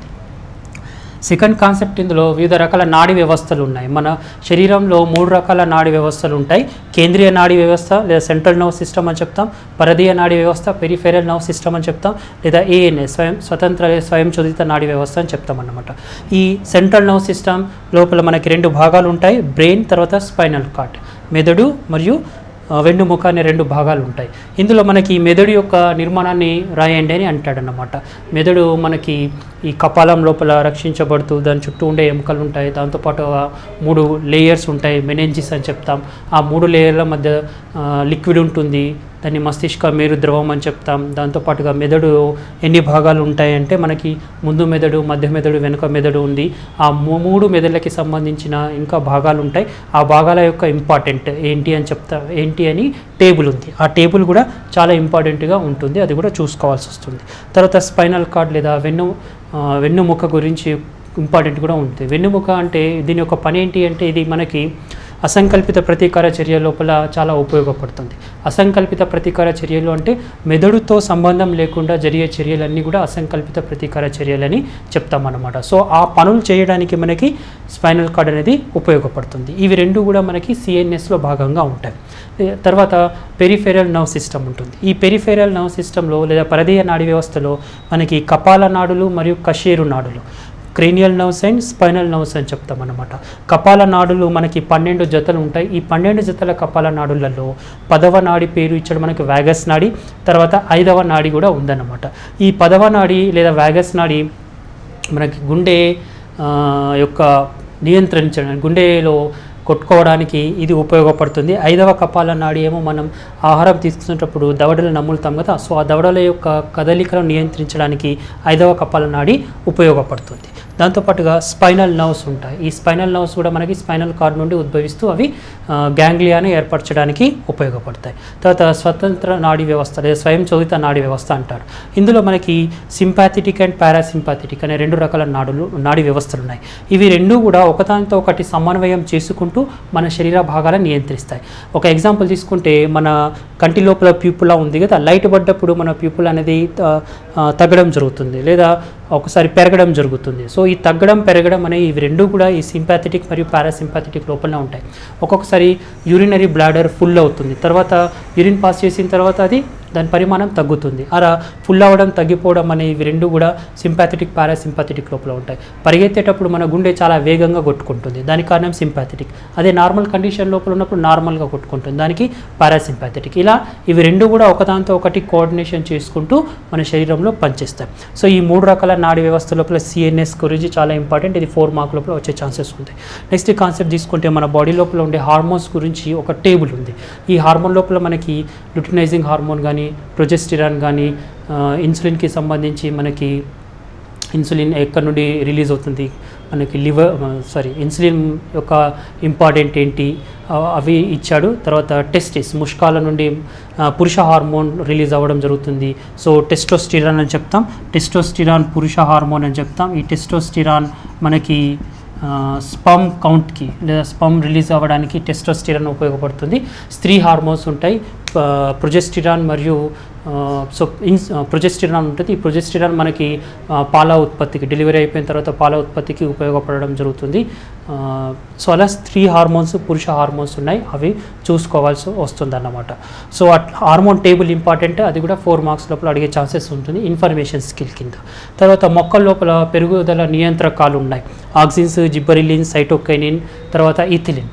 ఇథిలిన్ యొక్క ఇంపార్టెంట్ అంటే ఇది వాయు రూపం లోపల ఉన్న గ్యాస్. తర్వాత ఆక్సిజన్స్ అనేటివి మనకి మొక్క లోపల పెరుగుదలకు అగ్రాధిక్యతకు ఉపయోగపడతాయి.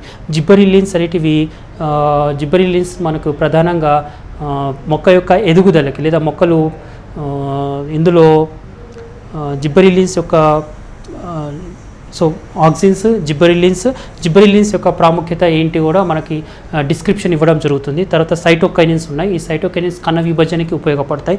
తర్వాత అబ్సైసిక్ యాసిడ్ ఉంది. ఈ అబ్సైసిక్ యాసిడ్ అనేది పెరుగుదల నిరోధకం, అంటే పెరుగుదలను పెంచడానికి ఉపయోగపడదు, తగ్గించడానికి ఉపయోగపడుతుంది. సో ఇలా ఆక్సిన్స్, జిబ్బరిలిన్స్, సైటోకైనిన్స్, తర్వాత అబ్సైసిక్ యాసిడ్ వాటి యొక్క టేబుల్ ఉంది, వాటి సమాచారం ఉంది. ఆ టేబుల్ కూడా చూసుకోవాల్సి వస్తుంది. తర్వాత మనకి ట్రాపిక్ అండ్ నాస్టిక్ మూమెంట్స్ ఉంటాయి. సో ట్రాపిక్ మూమెంట్స్ అంటే మనకి హైడ్రోట్రోపిజం, ఫోటోట్రోపిజం, జియోట్రోపిజం ఉంది. తర్వాత నాస్టిక్ మూమెంట్ అనువర్తనాలు అని చెప్తాం. అనువర్తనాలలో కాంతి అనువర్తనము, గురుత్వానువర్తనము, తర్వాత హైడ్రోట్రోపిక్ నీటి అనువర్తనము, తర్వాత రసాయన అనువర్తనం అని చెప్పేసి, తర్వాత టిగ్మోనాస్టీ ఉంటుంది. టిగ్మోనాస్టీ అంటే టచ్ ద్వారా మొక్కలు ప్రతిస్పందిస్తే దాన్ని టిగ్మోనాస్టీ అని చెప్తారు. సో ఇలా అనువర్తనాలు, వాటి యొక్క చలనాలు ఉన్నాయి. ఆ చలనాలు కూడా మనకి లాంగ్ ఆన్సర్ లోపల వచ్చి ఛాన్సెస్ ఎక్కువగా ఉన్నాయి. సో ఓవరాల్గా ఈ చాప్టర్లో ఏం చూసుకోవాలి, మనకి బ్రెయిన్ యొక్క స్ట్రక్చర్ చూసుకోవాలి. తర్వాత టేబుల్స్, ఈ టేబుల్ లోపల 2 టేబుల్స్ ఉన్నాయి. పెరుగుదల నియంత్రకాలు మొక్కల్లో ఉన్నాయి. తర్వాత హార్మోన్స్ టేబుల్ ఉంది. తర్వాత ఈ అనువర్తనాలు కూడా చూసుకోవాల్సి ఉంటుంది. జీవశాస్త్రంలో 6వ పాఠమైనటువంటి ప్రత్యుత్పత్తి పునరుత్పాదక వ్యవస్థ. ఈ పాఠ్యాంశం నుండి పరీక్షలలో మనకి 6 నుండి 7 మార్కులు రావచ్చు. ముఖ్యంగా 4 మార్కులకు సంబంధించినటువంటి ఒక ప్రశ్న, 2 మార్కులది ఒక ప్రశ్న, అదేవిధంగా 1 మార్కుది ఒక ప్రశ్న రావచ్చు, లేదా పార్ట్ బిలో 6 మార్కుకి సంబంధించినటువంటి ప్రశ్నలు రావచ్చు. ప్రత్యుత్పత్తి అనేటువంటి పాఠ్యాంశంలో ముఖ్యంగా మనము చదివేటప్పుడు సులువుగా ఒక కాన్సెప్ట్ బేస్గా డివైడ్ చేసుకోవాలి. ఎలా అంటే ప్రత్యుత్పత్తి ఎన్ని రకాలుగా జరుగుతుంది, పాఠ్యాంశంలో ఉన్నటువంటి మొత్తము ఉదాహరణలు, వివరణ అంతా కూడా ఈ ప్రశ్నపైనే ఆధారపడి ఉంటుంది. మొదలు మనకి ప్రత్యుత్పత్తి ఎందుకు మిగతా జీవన క్రియల కన్నా భిన్నమైనదో తెలుపండి అంటాడు. ఈ ప్రశ్న మనకి 1 మార్కుకి రావచ్చు, లేదా 2 మార్కులు రావచ్చు. ఎందుకు భిన్నమైనది అంటే, మిగతా జీవన క్రియలు ఆ జీవి జీవించడానికి ఉపయోగపడితే, ప్రత్యుత్పత్తి ఆ జీవి యొక్క జాతి కొనసాగడానికి ఉపయోగపడుతుంది. కాబట్టి జీవి యొక్క జాతి మనుగడ కొనసాగడానికి ప్రత్యుత్పత్తి ఉపయోగపడుతుంది. కావున ఈ ప్రక్రియ మిగతా జీవన క్రియలకైనా విభిన్నమైనదని చెప్పవచ్చు. ఇక ప్రత్యుత్పత్తిలో ప్రాథమిక జీవరాశులలో జరిగే ప్రత్యుత్పత్తి అలైంగిక ప్రత్యుత్పత్తి. ఇక్కడ మనకు వచ్చే ప్రశ్న ఎలా ఉండవచ్చు అంటే, ఫస్ట్గా అలైంగిక ప్రత్యుత్పత్తికి లైంగిక ప్రత్యుత్పత్తికి మధ్య విభేదాలను రాయండి అని అడగవచ్చు. ఈ ప్రశ్న అడిగేటువంటి విధానాన్ని బట్టి మనం సమాధానం రాయాల్సి ఉంటుంది. అంటే 2 మార్కులకు అడిగితే కనీసము 2 నుంచి 4 పాయింట్లు రాయాలి. అదే 4 మార్కుల ప్రశ్న అయినట్లయితే 8 పాయింట్లకు మించకుండా, తక్కువగా కాకుండా రాయాల్సి ఉంటుంది. ఇక బీజ కణాల యొక్క అవసరం లేకుండా ఒక జీవి కొత్త జీవుల్ని ఉత్పత్తి చేయగలిగే విధానాన్ని అలైంగిక ప్రత్యుత్పత్తి అని పిలుస్తారు. ఇది ప్రాథమికమైనటువంటి ప్రత్యుత్పత్తి ప్రక్రియ. ముఖ్యంగా ఏర్పడ్డటువంటి సంతతిలో కొత్త లక్షణాలు అంతగా కనబడవు. యాస్టీస్గా ఉన్నటువంటి జనక తరాన్నే ఈ సంతతి అనేది పోలి ఉంటుంది. ఈ ప్రత్యుత్పత్తిని అలైంగిక ప్రత్యుత్పత్తి అని పిలుస్తారు. అలైంగిక ప్రత్యుత్పత్తిలో కొన్ని రకాలుగా ఉన్నాయి. మనకి 4 మార్కులకు అడిగినట్లయితే అలైంగిక ప్రత్యుత్పత్తిలోని వివిధ రకాలను వివరించండి అని చెప్తే, మనం అప్పుడు ప్రత్యుత్పత్తి విధానము, దాని యొక్క ఉదాహరణ రాయాల్సి ఉంటుంది. ముఖ్యంగా అలైంగిక ప్రత్యుత్పత్తిలో మనకు 10వ తరగతిలో ఉన్నటువంటి రకాలలో మనం ఇక్కడ చూడవచ్చు. ద్విధా విచ్ఛిత్తి, కోరకీభవనము, ముక్కలవటము, అనిషేక జననము, పునరుత్పత్తి. ఇవి 2 మార్కులకు అడిగినట్లయితే అది అనగానేమి రాసి దాని ఉదాహరణ రాయాల్సి ఉంటుంది. మొదలుగా ద్విధా విచ్ఛిత్తి. ఒక జీవి తన శరీరాన్ని 2 ముక్కలుగా విడగొట్టి 2 పిల్ల జీవులుగా ఏర్పడితే ఆ ప్రత్యుత్పత్తిని ద్విధా విచ్ఛిత్తి అని పిలుస్తారు. ముఖ్యంగా బ్యాక్టీరియా, అమీబా, పారమీషియం వంటి జీవులు ఈ ప్రత్యుత్పత్తిలో పాల్గొంటాయి. ఇక్కడ ఏర్పడేటువంటి జీవులు తమ జనుకులని పోలి ఉంటాయి. ఒకవేళ జీవి 2 కన్నా ఎక్కువ జీవులను ఉత్పత్తి చేస్తే ఆ ప్రత్యుత్పత్తిని బహుధా విచ్ఛిత్తి అని పిలుస్తారు. ఉదాహరణకి మనం ఇక్కడ అమీబా, పారమీషియము, బ్యాక్టీరియా అని రాయవచ్చు. 2 మార్కులకు అడిగితే ఈ మాత్రం సమాధానం రాయాల్సి ఉంటుంది. అదేవిధంగా నెక్స్ట్ కోరకీభవనము, దీన్నే బడ్డింగ్ అని పిలుస్తారు. హైడ్రా వంటి లేదా ఈస్ట్ వంటి జీవరాశుల యొక్క ఉపరితలం పైన చిన్న బొడిప వంటి నిర్మాణం ఏర్పడి ఆ బొడిపే క్రమంగా పెరుగుతూ కొత్త జీవిగా ఏర్పడి అది జనక జీవి నుండి వేరైపోతుంది. ఆ విధంగా కొత్త జీవి ఒక చిన్న బొడిప వంటి నిర్మాణం ద్వారా ఏర్పడుతుంది. కాబట్టి ఈ ప్రత్యుత్పత్తి విధానాన్ని కోరకీభవనం అని పిలుస్తారు. కోరకీభవనము ఈస్ట్, హైడ్రా వంటి జీవరాశులలో జరుగుతుంది. ఇక 3వ ప్రత్యుత్పత్తి విధానము ముక్కలవ్వటం. పొడవాటి రిబ్బన్ వంటి నిర్మాణం కలిగినటువంటి స్పైరోగైరా జీవి ఏదేని అనివార్య లేదా అనుకోని కారణాల వల్ల ముక్కలైనప్పుడు ఆ జీవి ఎన్ని ముక్కలు అవుతుందో ఆ ప్రతి ముక్క కూడా కొత్త జీవిగా ఏర్పడుతుంది. ముఖ్యంగా నీటిలో నివసించేటువంటి స్పైరోగైరా, ఇడగోనియం ఇటువంటి తంతురూప జీవరాశులు ముక్కలవడం ద్వారా తమ సంతానాన్ని పెంచుకుంటూ ఉంటాయి. ఇక అనిషేక జననం, దీన్నే పార్థినోజెనసిస్ అని పిలుస్తారు. అంటే ఫలదీకరణ జరగకుండా అండము కొత్త జీవరాశిని ఏర్పరిచేటువంటి ప్రక్రియనే అనిషేక జననం అని పిలుస్తారు. ముఖ్యంగా రోటిపెరా వంటి కొన్ని జీవరాశులలో ఈ ప్రత్యుత్పత్తి విధానము జరుగుతుంది.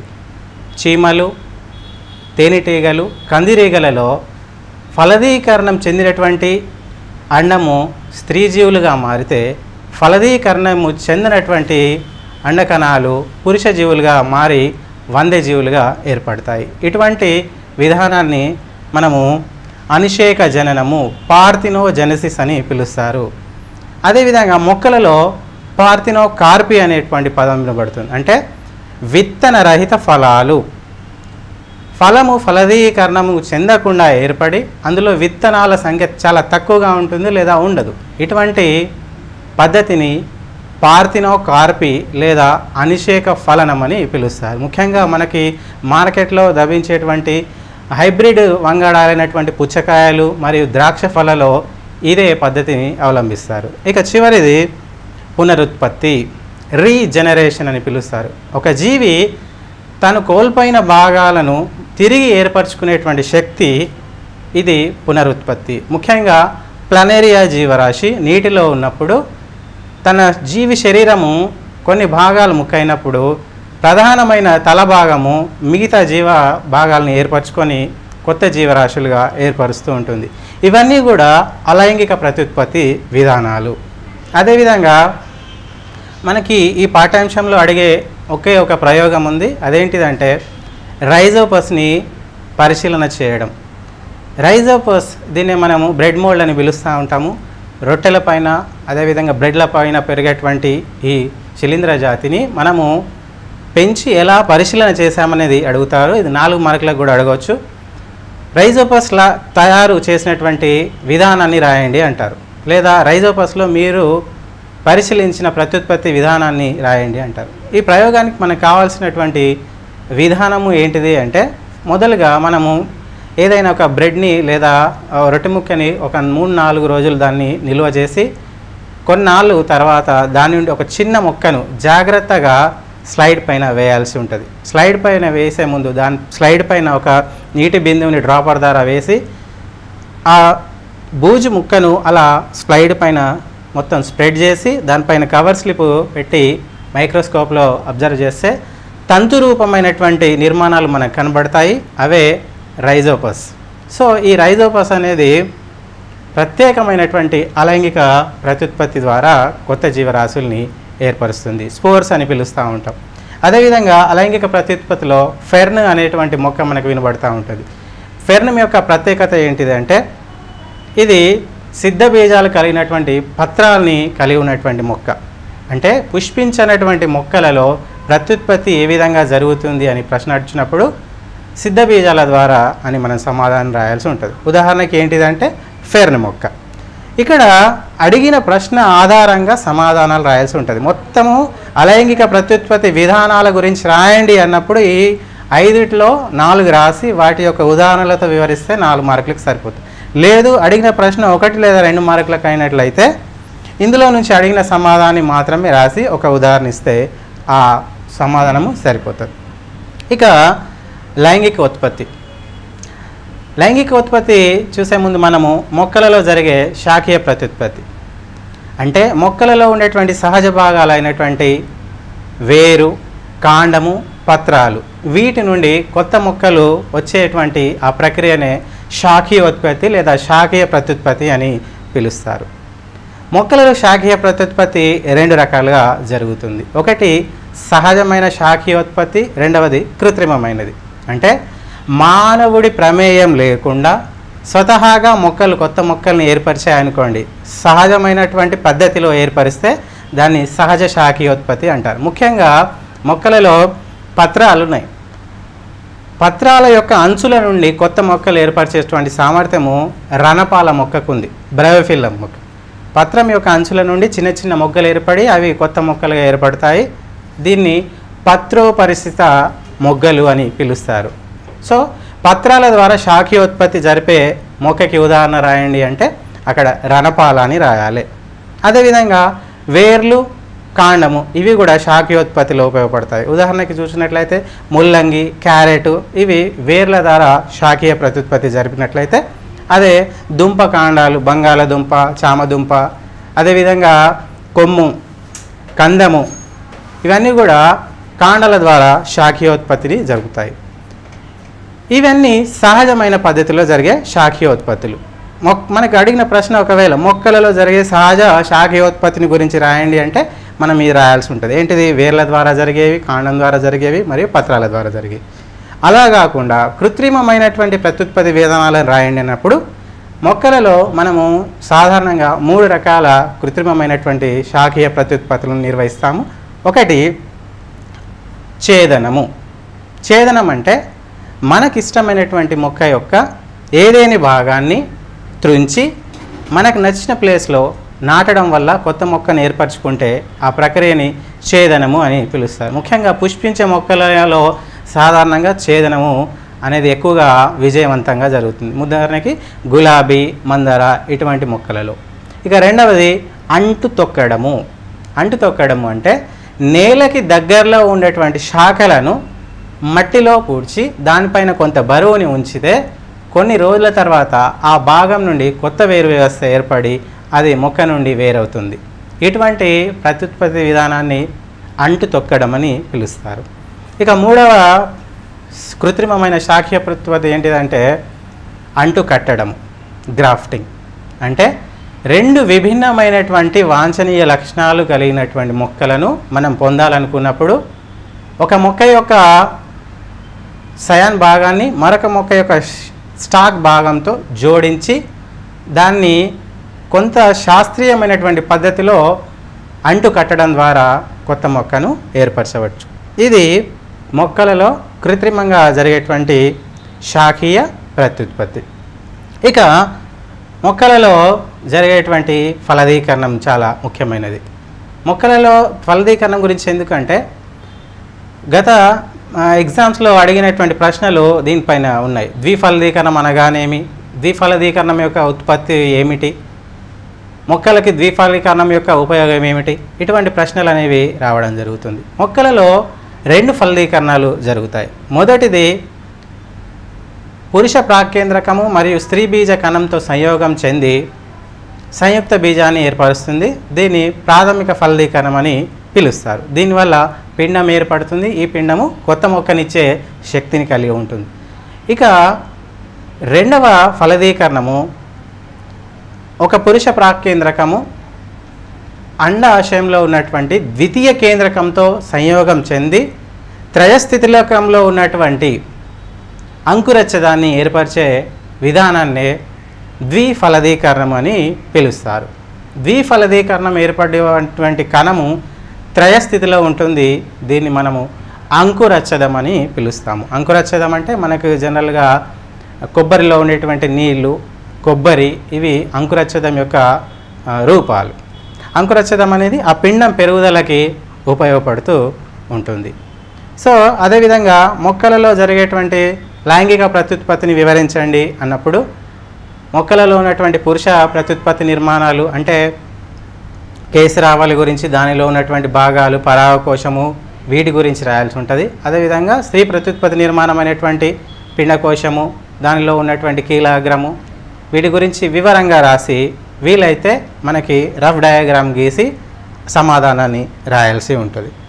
ఇక జంతువులలో ప్రత్యుత్పత్తి 10వ తరగతి పాఠ్యాంశంలో జంతువుల ప్రత్యుత్పత్తికి సంబంధించి ఉన్నటువంటి వివరణ ఏంటిదంటే స్త్రీ పురుష ప్రత్యుత్పత్తి వ్యవస్థల యొక్క నిర్మాణాన్ని వివరించడం జరిగింది. సో మనకి ఒకవేళ 4 మార్కులకు ప్రశ్న వస్తే ఈ 2 వ్యవస్థలో ఏ ఒక్క వ్యవస్థ యొక్క నిర్మాణాన్ని వివరించే రాయండి అని అడిగే అవకాశం ఉంటుంది. సో అప్పుడు స్త్రీ పురుష ప్రత్యుత్పత్తి వ్యవస్థలో ఉన్నటువంటి నిర్మాణాలు మనకి ముష్కాలు, శుక్రవాహికలు, అదేవిధంగా ఎపిడిడైమిస్, ఈ నిర్మాణాల పేర్లు రాసి అవి చేసే విధుల గురించి 2 వాక్యాలు రాస్తే మనకి 4 మార్కులకి సరిపోతుంది. ఇక నెక్స్ట్ పిండ అభివృద్ధి. మానవుడి పిండము అభివృద్ధి చెందే క్రమంలో దాని చుట్టూ పిండత్వచాలు అనేవి ఏర్పడుతూ ఉంటాయి. అయితే స్త్రీజీవి యొక్క స్త్రీ బీజ వాహికలో ఫలదీకరణం అనేది జరుగుతుంది. మనకి 1 మార్క్కి అడిగే అవకాశం ఉంటుంది, మానవుల్లో ఫలదీకరణం జరిగే ప్రదేశం ఏంటిది అని. అప్పుడు మనం ఏం రాయాల్సి ఉంటుందంటే స్త్రీ బీజ వాహికలు లేదా వీటిని ఫాలోపియన్ నాళాలు అని పిలుస్తారు.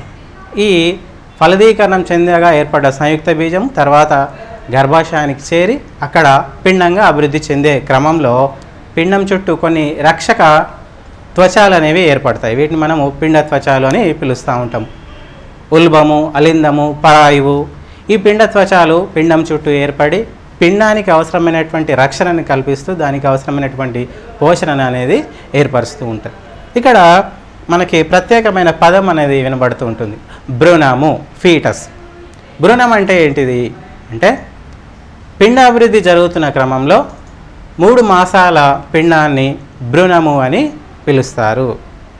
మనకి ఈ కాన్సెప్ట్లో అడిగే ప్రశ్నలు ఎలా ఉంటాయంటే భ్రూణ హత్యలను నివారించడానికి మీరిచ్చే సలహాలు ఏమిటి, అప్లైడ్ క్వశ్చన్ అడిగే అవకాశం ఉంటుంది. లేదంటే భ్రూణ హత్యల నివారణ కొరకు మీరు 2 నినాదాలను తయారు చేయండి. సో భ్రూణ హత్యల యొక్క నివారణ ఆవశ్యకత ఏంటిది అంటే జనాభాలో స్త్రీ పురుష నిష్పత్తిని సమతుల్యంగా ఉంచడానికి, స్త్రీ శిశువు యొక్క భ్రూణాన్ని చంపేయకుండా ఉండడానికి ఈ భ్రూణ హత్యల నివారణ అనేది జరగాల్సిన అవసరము ఉంటుంది. అందుకే మనకి మన ప్రభుత్వాలు కూడా అనేక పథకాలు అనేవి తీసుకొచ్చాయి. కళ్యాణ లక్ష్మి కావచ్చు, షాదీ ముబారక్ కావచ్చు, బేటీ బచావ్ బేటీ పడావ్ కావచ్చు, సుకన్య సమృద్ధి యోజన కావచ్చు. ఇవన్నీ తీసుకొచ్చిన పథకాల యొక్క ముఖ్య ఉద్దేశం ఏంటిదంటే జనాభాలో స్త్రీల యొక్క సంఖ్య తగ్గకుండా సమాజంలో వాటికి తగిన గుర్తింపు రావాలని ఈ పథకాలు అనేవి తీసుకొని రావడం జరిగింది. సో ఇది జనరల్గా అడిగేటువంటి ప్రశ్న. ఇక ఇదే పాఠ్యాంశంలో మనము 4 మార్కులకు ఎక్స్పెక్ట్ చేసేటువంటి అంశం ఏంటిదంటే కణ విభజన, సెల్ డివిజన్. ఇక్కడ కణ విభజనకు ప్రశ్న ఎలా రావచ్చు అంటే ఫస్ట్ కణ విభజనలో రకాలైనటువంటి సమ విభజనకి క్షయకరణ విభజనకి మధ్య భేదాలను తెలపండి అనొచ్చు. అప్పుడు భేదాలనే అంశం వచ్చినప్పుడు ఖచ్చితంగా మనము టేబులార్ ఫామ్లో రాయాల్సి ఉంటుంది. టేబుల్ ఫామ్లో రాసి 1 సైడ్ సమ విభజన, మరొక సైడ్ క్షయకరణ విభజన రాసి సమ విభజన అంటే ఏంటిదో రాయాలి. అంటే దేహంలోని శారీరక కణాలలో జరిగేటువంటి విభజనని సమ విభజన అని పిలుస్తారు.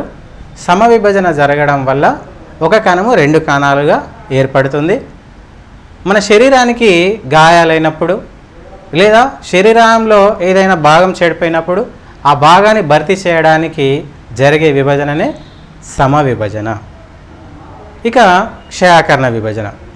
క్షయకరణ విభజన అంటే ఒక జీవి లైంగిక కణాలలో జరిగేటువంటి విభజనను క్షయాకరణ విభజన అంటారు.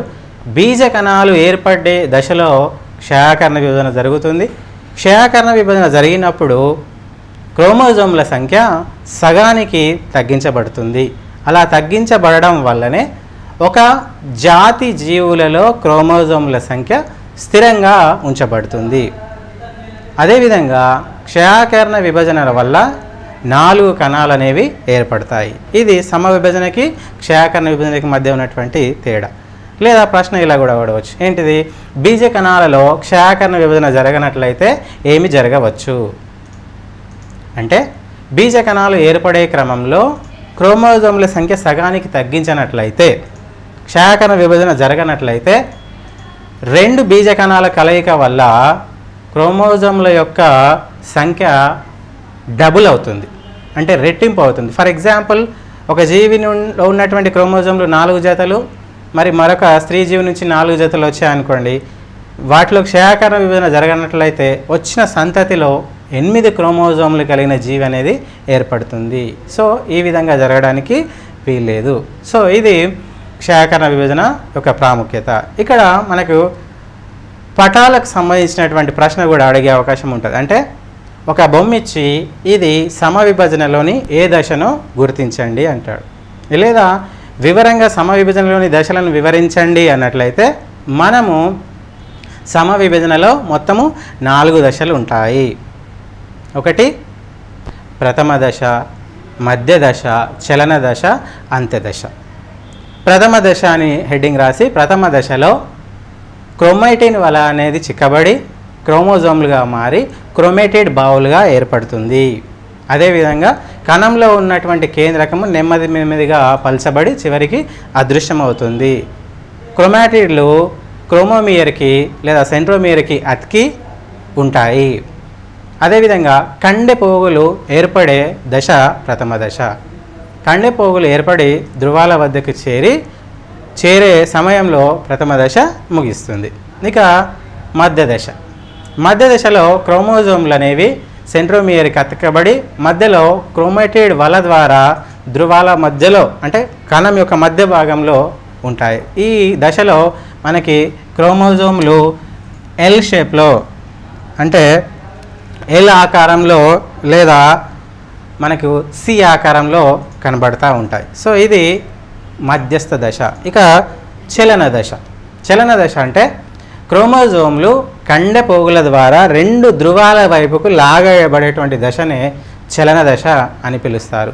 చలన దశ జరిగినాక 2 క్రోమోజోమ్లు, క్రోమాటిడ్లు అనేవి సగభాగము పైకి సగభాగం కిందికి, అంటే 2 ధృవాల వైపుకి చేరి ఆ చలన దశ అనేది ముగిస్తుంది. చివరిగా అంత్యదశ. అంత్యదశలో మళ్ళీ 2 కణాలు వేరయి కొత్త కణాలను ఏర్పరుస్తూ ఉంటాయి. ఇది సమవిభజనలో జరిగేటువంటి దశలు. కొంత ప్రాముఖ్యతని కలిగి ఉంది. మొదలు మన అన్ని జీవన క్రియల యొక్క సమాచారాన్ని ఈ పాఠ్యాంశంలో కోఆర్డినేట్ అనేది ఎట్లా జరుగుతుంది అనేది మనకి ఈ పాఠ్యాంశంలో తెలుస్తుంది. అయితే ముఖ్యంగా ఇందులో అడిగే ప్రశ్నలు ఎలా ఉండవచ్చు అంటే, మనకి మానవుడిలో ఉన్నటువంటి దంతాలు, వాటి రకాలు, అవి చేసే విధుల గురించి అడిగే అవకాశం ఉంటుంది. ముఖ్యంగా మానవుడిలో ఉండే దంతాలు 4 రకాలుగా ఉంటాయి. కుంతకలు, రదనికలు, అగ్రచర్వనకలు, చర్వనకలు. కుంతకలను మనము కొరికే దంతాలు అని పిలుస్తూ ఉంటాము. అంటే ఏదైనా వస్తువుని లేదా ఆహార పదార్థాన్ని కొరకడానికి మనం ఉపయోగించేటువంటి దంతాలు కుంతకలు. రదనికలు చీల్చే దంతాలు అని పిలుస్తూ ఉంటారు. ఇక అగ్రచర్వనకలు, చర్వనకలు వీటిని నమిలే దంతాలు లేదా విసిరే దంతాలు అని పిలుస్తారు. అయితే మాంసాహార జీవులలో ఎక్కువగా అభివృద్ధి చెందిన దంతాలు ఏవి అని మనకి మల్టిపుల్ చాయిస్లో అడిగే అవకాశం ఉంటుంది. అంటే మాంసాహార జీవనము ఆహారంగా తీసుకునే జీవులలో ఆహారాన్ని చీల్చడానికి ఎక్కువగా ఉపయోగపడే దంతాలు అనేటువంటి రదనికలు అనేవి ఎక్కువగా ఉపయోగపడుతూ ఉంటాయి. అదే శాకాహార జీవులుగా తక్కువగా అభివృద్ధి చెందినవి, ముఖ్యంగా కుందేలు లాంటి జీవులు అస్సలు ఉండని దంతాలు ఏవి అంటే రదనికలు. ఓకే, ఇది మనకి 2 మార్కులలో అడిగే అవకాశం ఉంటుంది. లేదా మానవుడి దంతు ఫార్ములా రాయండి అంటే మనం ఇలా సులువుగా రాసుకోవచ్చు. 2123/2123 × 2. అంటే 2 ఇవి కుంతకలు, రదనికలు, ఇవి అగ్రచర్వనకలు, చర్వనకలు. ఈ మొత్తంగా మనకు 32 దంతాలు అనేవి మనకు ఉంటాయి. ఇక నాలుక. ఆహార జీర్ణం కావడంలో, నోటిలో ఆహారం నమలబడడంలో ప్రధాన పాత్ర పోషించేటువంటి నిర్మాణము దంతాలు మరియు నాలుక.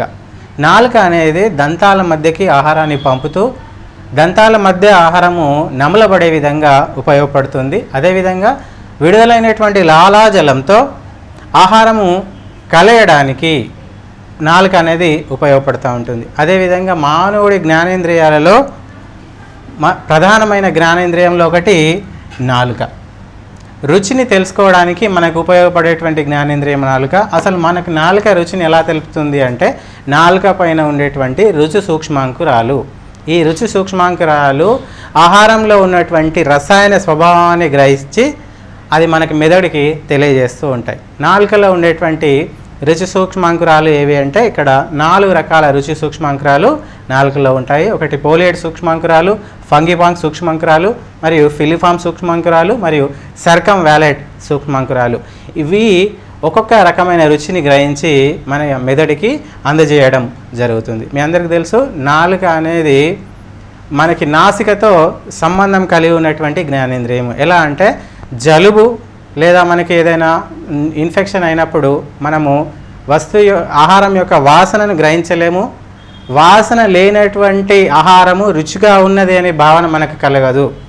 అదేవిధంగా వాసన సరిగా లేని ఆహారము రుచిగా ఉన్నా కానీ మనకు తినే వరకు దాని రుచి అనేది తెలియదు. అంటే నాలుకకి ముక్కుకి రసాయన గ్రాహకంలో కొంత సంబంధం అనేది కలిగి ఉంటుంది. అందుకే మనము జలుబు ఇటువంటి పరిస్థితులలో ఆహారం యొక్క రుచిని కూడా తెలుసుకోలేము. ఎందుకు అంటే మనలో ఉన్నటువంటి ఆ నాసిక రసాయన గ్రాహకము మరియు నాలుక పైన ఉన్నటువంటి రసాయన గ్రాహకాలు ఇవి సమన్వయంతో పనిచేయడం వల్ల మనం వాటిని రుచిని తెలుసుకోలేకపోతూ ఉంటాం. ఇంకా ఇదే చాప్టర్లో మనకు అడిగేటువంటి అవకాశం ఉన్నటువంటి అంశం ఏంటిదంటే పెరిస్టాలిక్ చలనాలు. ఏంటిది పెరిస్టాలిక్ చలనాలు అంటే ఆహారము ఆస్తికోణంలో నమలబడిన తర్వాత బోలస్గా మారుతుంది. అంటే లాలాజలంతో కలపబడి ముద్దగా మారుతుంది. ఈ ముద్దగా మారినటువంటి ఆహారము ఆహార వాహిక ద్వారా ప్రయాణించి జీర్ణాశయంలోకి చేరాలి. ఈ జీర్ణాశయంలోకి చేరే క్రమంలో ఆహార వాహికలో క్రమంగా జరిగేటువంటి చలనాలే పెరిస్టాలిక్ చలనాలు. ఆహార వాహికలో 2 రకాల కండరాలు ఉంటాయి. లోపల వలయంలో వలయాకార కండరాలు ఉంటాయి, అదే బయటివి స్తంభాకార కణాలు ఉంటాయి. ఈ కండరాలు ఏం చేస్తాయంటే ఒక క్రమ పద్ధతిలో సంకోచ వ్యాకోంచాలు నిర్వహించడం ద్వారా ఆహారం అనేది ఒక క్రమమైన పద్ధతిలో జారుతూ లోపలికి అంటే జీర్ణాశయంలోకి చేరుతుంది. వీటిని మనము అలల మాదిరిగా చెప్పచ్చు.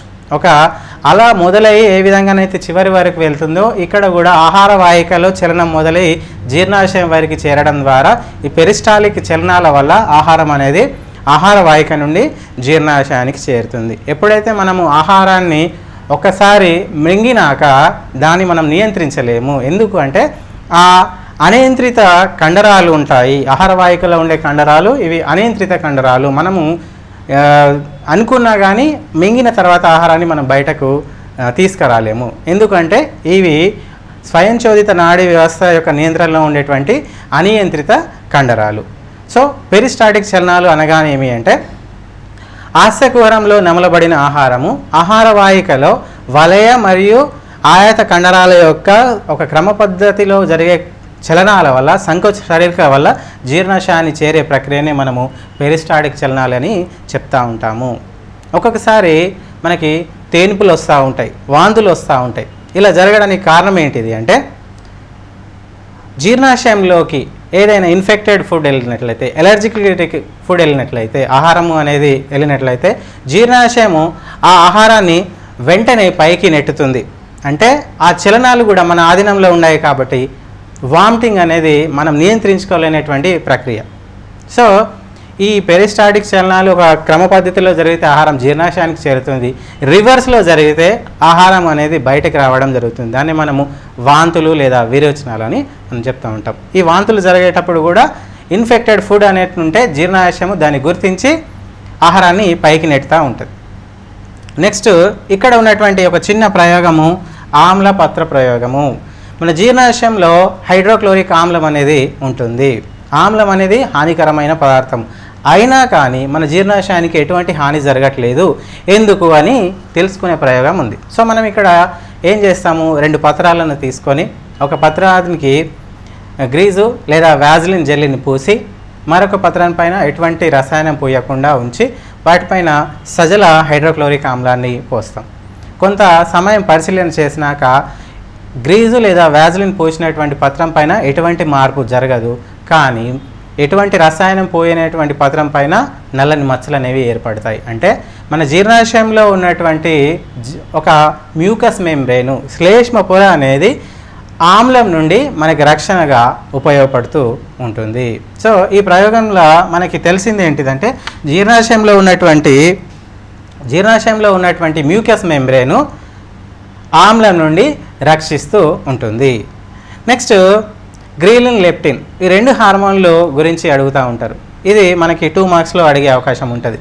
అంటే మీకు ఆకలి భావన కలిగినది ఎందుకు అని అడుగుతారు.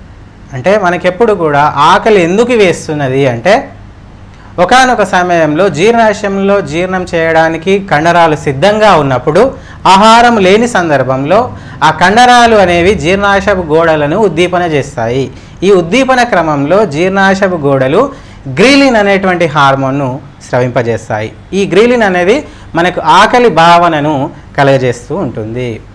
అదేవిధంగా లెప్టిన్ అనేది ఆహారము తీసుకునే క్రమంలో కడుపు నిండినది అనే భావనను కలుగజేస్తూ ఉంటుంది. మనము నిర్దిష్ట కాలంలో కొంత ఆహారాన్ని మాత్రమే ఎందుకు తీసుకోగలుగుతాము అంటే ఒకానొక సమయంలో జీర్ణాశయంలో సరిపడ ఆహారం చేరినాక మళ్ళీ జీర్ణాశయపు గోడలు లెప్టిన్ అనే హార్మోన్ను విడుదల చేస్తాయి.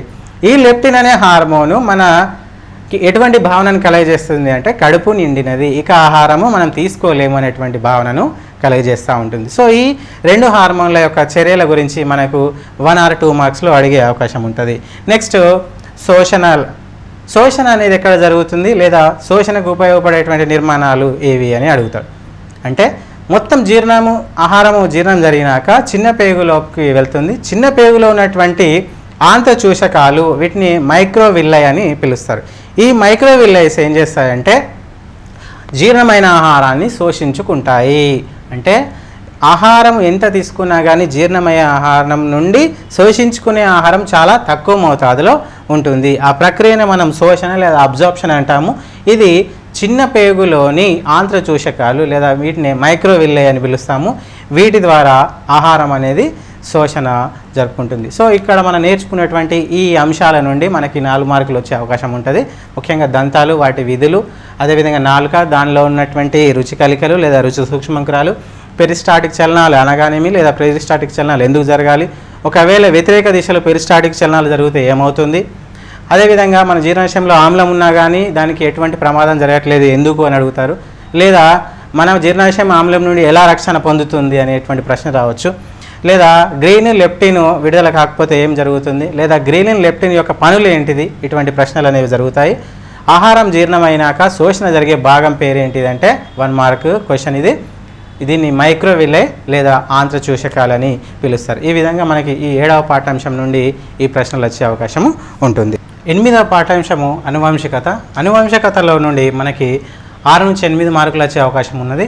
ముఖ్యంగా 10వ తరగతి పాఠ్యాంశాలలో ఇది మొదటిసారిగా ఇంట్రొడ్యూస్ అయినటువంటి అంశం కాబట్టి చాలా బేసిక్ నుంచి ప్రశ్నలు వచ్చే అవకాశం ఉంటుంది. ఉదాహరణకి చూసినట్లయితే అనువంశికత అనగానేమి, అనువంశికతకి కారణాలు ఏమిటి, వైవిధ్యాలు ఎలా ఏర్పడతాయి, ఇటువంటి ప్రశ్నలు. అంటే అకాడమిక్ స్టాండర్డ్ 1 అయినటువంటి మనకి నిర్వచనాలు, ఉదాహరణలు, వివరణలు, ఇటువంటి ప్రశ్నలకు సంబంధించిన ప్రశ్నలు ఇందులో వస్తాయి. మొదలుగా మనం చూస్తే అనువంశికత అనగా ఏమిటి అంటే ఒక తరం నుండి లక్షణాలు తర్వాతి తరానికి అందజేసే ప్రక్రియనే మనము అనువంశికత అని పిలుస్తాము.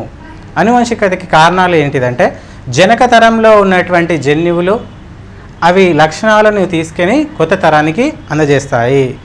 మొదలుగా జన్యువులు అనే పదం వాడబడలేదు, కారకాలను పిలిచారు. తర్వాత వాటిని జన్యువులుగా నామకరణం చేశారు.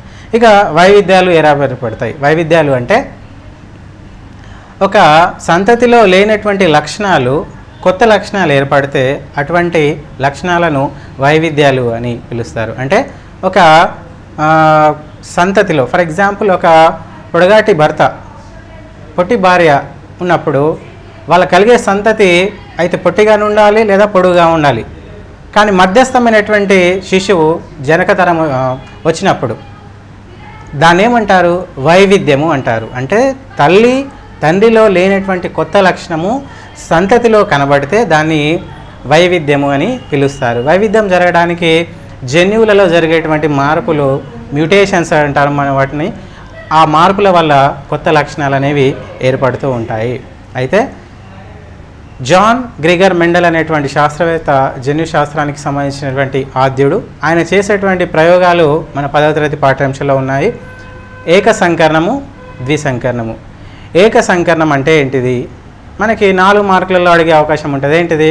మెండల్ నిర్వహించినటువంటి ప్రయోగాలలో ఏదైనా ఒక ప్రయోగాన్ని ఏక సంకరణాన్ని F1 తరం వరకు రాసి దృశ్య జన్యరూప నిష్పత్తిని రాయండి అని అడగవచ్చు. అప్పుడు మనం ఏం రాయాల్సి ఉంటుంది? విద్యార్థులారా, మెండల్ తన ప్రయోగానికి ఎంచుకున్నటువంటి మొక్క బఠానీ మొక్క. 1 మార్కు లేదా 2 మార్కులకు అడిగే అవకాశం ఉన్నది. మెండల్ బఠానీ మొక్కను తన ప్రయోగాలకు ఎంచుకోవడానికి కారణం ఏమిటి? ఎందుకు ఎంచుకున్నాడంటే బఠానీ మొక్కలో అనేక రకమైనటువంటి లక్షణాలను దృశ్య రూపకంగానే మనం చూడవచ్చు. ఫర్ ఎగ్జాంపుల్, బఠానీ మొక్కలో పొడవాటి మొక్కలు ఉన్నాయి, పొట్టి మొక్కలు ఉన్నాయి. బఠానీ గింజలు ఆకుపచ్చే ఉన్నాయి, అదేవిధంగా పసుపచ్చే ఉన్నాయి. బఠానీ గింజలు గుండ్రంగా ఉన్నాయి, అదేవిధంగా ఆకుపచ్చలో ఉన్నాయి. బఠానీ కాయలు కొన్ని పొడుగా ఉన్నాయి, కొన్ని పొట్టిగా ఉన్నాయి. పుష్పాలు గ్రీవస్థంగా ఉన్నాయి, అదేవిధంగా శిఖరస్థంగా ఉన్నాయి. ఈ వైవిధ్యమైనటువంటి లక్షణాలు మనం కళ్ళ ద్వారా చూసే అవకాశం ఉన్నది కాబట్టి, అదేవిధంగా బఠానీ మొక్క అనేది తక్కువ జీవితకాలం కలిగినది. ఏకవార్షిక మొక్క ఒకే సంవత్సరంలో తన జీవితకాలాన్ని ముగించుకుంటుంది. కాబట్టి ఇలా అనేక తరాలు కూడా పరిశీలన చేసే అవకాశం ఉంటుంది. కాబట్టి మెండల్ తన ప్రయోగాలకు బఠానీ మొక్కను ఎంచుకున్నాడు. ఇక్కడ మనం ఒక లక్షణాన్ని తీసుకొని ప్రయోగాన్ని నిర్వహించి ఎలా రాయాలి అంటే, ఫర్ ఎగ్జాంపుల్ ఇక్కడ చూడండి, మనము క్యాపిటల్ వై ఇవి పసుపు వర్ణపు విత్తనాలు, ఇవి ఆకుపచ్చ వర్ణపు విత్తనాలు. వీటిని మనము యుగ్మ వికల్పకాలు లేదా వీటిని అలెల్స్ అని పిలుస్తారు. అంటే ఒక లక్షణానికి కారణమైనటువంటి ఒక జత కారకాలను లేదా జన్యువుల్ని మనము యుగ్మ వికల్పకాలు అంటాము. ఒకవేళ ఈ యుగ్మ వికల్పకాలు ఒకే రకంగా ఉంటే వాటిని సమయుగ్మజాలు అని పిలుస్తాము. ఒకవేళ ఇవి వివిధంగా ఉంటే వాటిని విషమ యుగ్మజాలు అంటాం. ఇక్కడ చూడండి, 2 క్యాపిటల్ వైస్ పసుపచ్చని విత్తనానికి సూచిస్తే 2 స్మాల్ వైస్ ఆకుపచ్చ వర్ణాన్ని సూచిస్తున్నాయి. వీటి మధ్య సంకరణం జరిగితే వచ్చినటువంటి సంతని చూడండి, ఒక క్యాపిటల్ వై ఉంది, ఒకటి స్మాల్ వై ఉంది. ఇది దృశ్య రూపకంగా చూడడానికి ఎలా ఉండవచ్చు అంటే, దృశ్య రూపకంగా ఇది చూడడానికి పసుపు వర్ణంలోనే ఉంది. అంటే దీనిలో 2 కారకాలు లేదా 2 జన్యువులు ఉన్నాయి. పసుపు పచ్చ జన్యువు ఉంది, ఆకుపచ్చ ఉంది, కానీ లక్షణం మాత్రము పసుపచ్చదే కనబడుతుంది. ఈ సూత్రాన్ని మెండల్ ఏమని చెప్పాడంటే బహిర్గత సూత్రము అని చెప్పాడు. బహిర్గత సూత్రం అంటే 2 విభిన్నమైనటువంటి ఒక లక్షణానికి కారణమైన 2 విభిన్నమైనటువంటి జన్యువులు ఉన్నా కానీ ఒక జన్యువు మరొక జన్యువు పైన ఆధిపత్యాన్ని ప్రదర్శిస్తుంది. ఆ ఆధిపత్యాన్ని ప్రదర్శించే లక్షణాన్నే లా ఆఫ్ డామినెన్స్ లేదా బహిర్గత సూత్రం అని చెప్తారు. ఇక్కడ పసుపుపచ్చ లక్షణం అనేది ఆకుపచ్చ రంగు పైన బహిర్గత లక్షణాన్ని ప్రదర్శిస్తూ ఉంటుంది. ఇది వచ్చినటువంటి మొదటి తరము. ఈ F1 తరాన్ని మనము సంకరణం చేసినట్లయితే తర్వాత వచ్చినటువంటి F2 తరము ఇదేంటిది అంటే F2 తరం. ఈ F2 తరంలో దృశ్యరూప జన్యురూప నిష్పత్తులు ఎలా ఉన్నాయంటే 3:1 ఉంది. అంటే చూడడానికి పసుపచ్చ అనేవి 3 ఉంటే ఆకుపచ్చ అనేది 1 ఉంది. అదేవిధంగా వాటి జన్యు రూపాలను చూస్తే 1:2:1 అనేది ఉంది. అంటే మెండలు తన ఏకసంకర ప్రయోగం ద్వారా ఏం చెప్తాడంటే, ఒకటి బహిర్గత సూత్రము అంటే 2 విభిన్నమైన జన్యు కారకాలు ఉన్నా కానీ ఒక జన్యువు అనేది వేరే జన్యువు పైన ఆధిపత్యాన్ని ప్రదర్శిస్తుంది. ఆ లక్షణాన్ని బహిర్గత సూత్రము లా ఆఫ్ డామినెన్స్ అని చెప్పాడు. అదేవిధంగా F1 తరం తర్వాత కొన్ని జన్యువులు అనేవి ర్యాండమ్గా వితరణ చెందబడతాయి. లా ఆఫ్ మనము దీన్ని పృథక్కరణ సిద్ధాంతము అంటారు. అంటే స్వతహాగా వాటి కారకాలు అనేవి సంయోగ బీజాలలోకి వెళ్ళిపోతాయి. ఈ ఇక్కడ నుంచి ఇక్కడ వరకు మనం 4 మార్కుల ఎక్స్ప్లెనేషన్లోకి రాయాల్సి ఉంటుంది. లేదా మనకి 1 మార్క్ అడిగితే దృశ్య రూప నిష్పత్తి ఏంటిది అంటే 3:1 అని రాయాలి. లేదా జన్యు రూప నిష్పత్తి ఏంటిది అంటే 1:2:1 అని రాయాల్సి ఉంటుంది. ఇదే ప్రక్రియలో మనకి లింగ నిర్ధారణ అనేది జరుగుతుంది మానవుల్లో. మనకి దీనిలో అప్లైడ్ క్వశ్చన్ ఏం రాయొచ్చు అంటే మానవుని యొక్క లింగ నిర్ధారణ జరిపే జీవులు ఎవరు అంటారు. ఆప్షన్లో కింద మనకి స్త్రీ పురుషులు అని ఇవ్వచ్చు. లేదా ఆడపిల్ల పుట్టడానికి తల్లి కారణం కాదు, దీనిని ఎలా వివరిస్తావు అని అంటే ఇక్కడ మానవుడిలో ఉండేటువంటి క్రోమోజోమ్ల సంఖ్య 23 జతలు. ఈ 23 జతలలో 22 జతలను ఆటోజోమ్లు లేదా శారీరక క్రోమోజోమ్లు అంటారు. మిగతా ఒక జత అల్లోజోమ్లు లేదా లైంగిక క్రోమోజోమ్లు అంటారు. ఈ అల్లోజోమ్స్ అనేవి స్త్రీ పురుషులలో వేరుగా ఉంటాయి. స్త్రీలలోనైతే ఈ క్రోమోజోమ్లు XX ఉంటుంది. అదే పురుషులలోనైతే ఇవి XYగా ఉంటాయి. సో స్త్రీలలో నుండి వచ్చేటువంటి అండకణాలలో ఏ అండకణమైనా అందులో ఉండే క్రోమోజోము XA. కానీ పురుషులలో నుండి వచ్చే శుక్రకణాలలో ఒక శుక్రకణంలో X ఉంటే మరొక శుక్రకణంలో Y ఉంటుంది.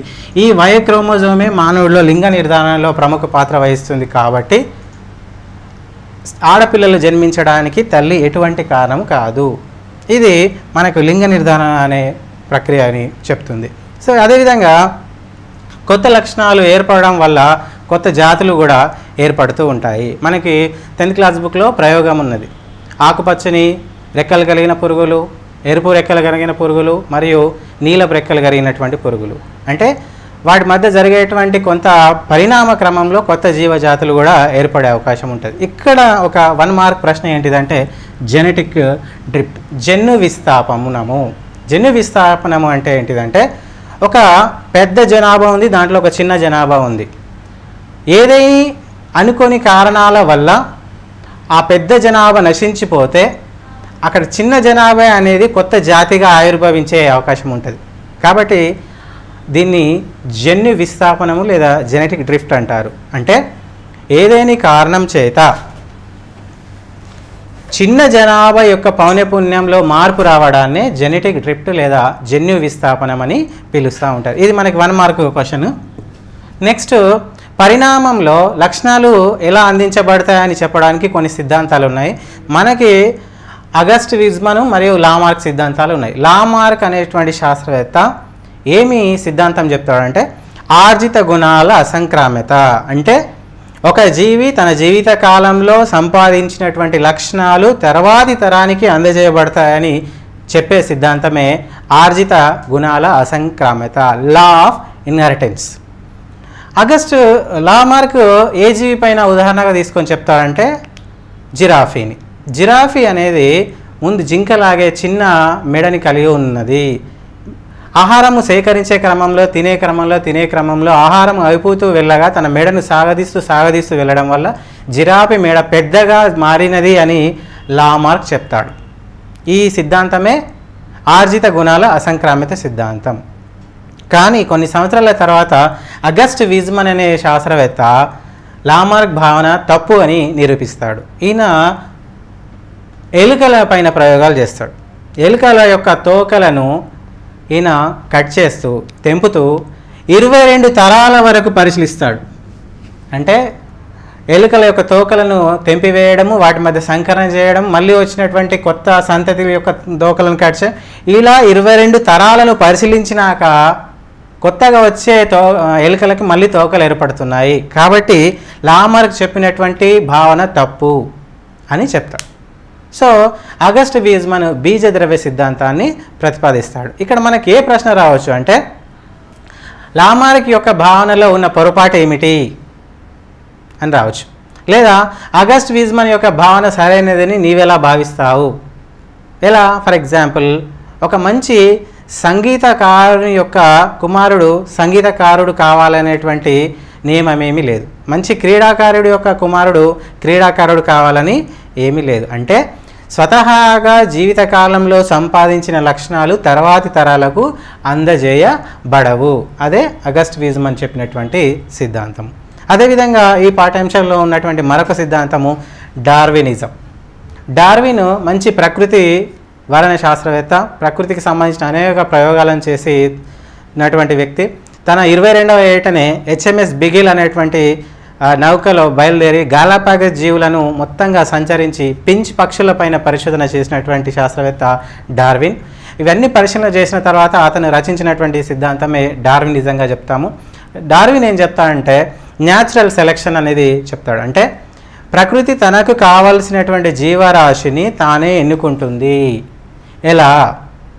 ప్రకృతి అనునిత్యము పోటీలో ఉంచుతుంది జీవరాశుల్ని.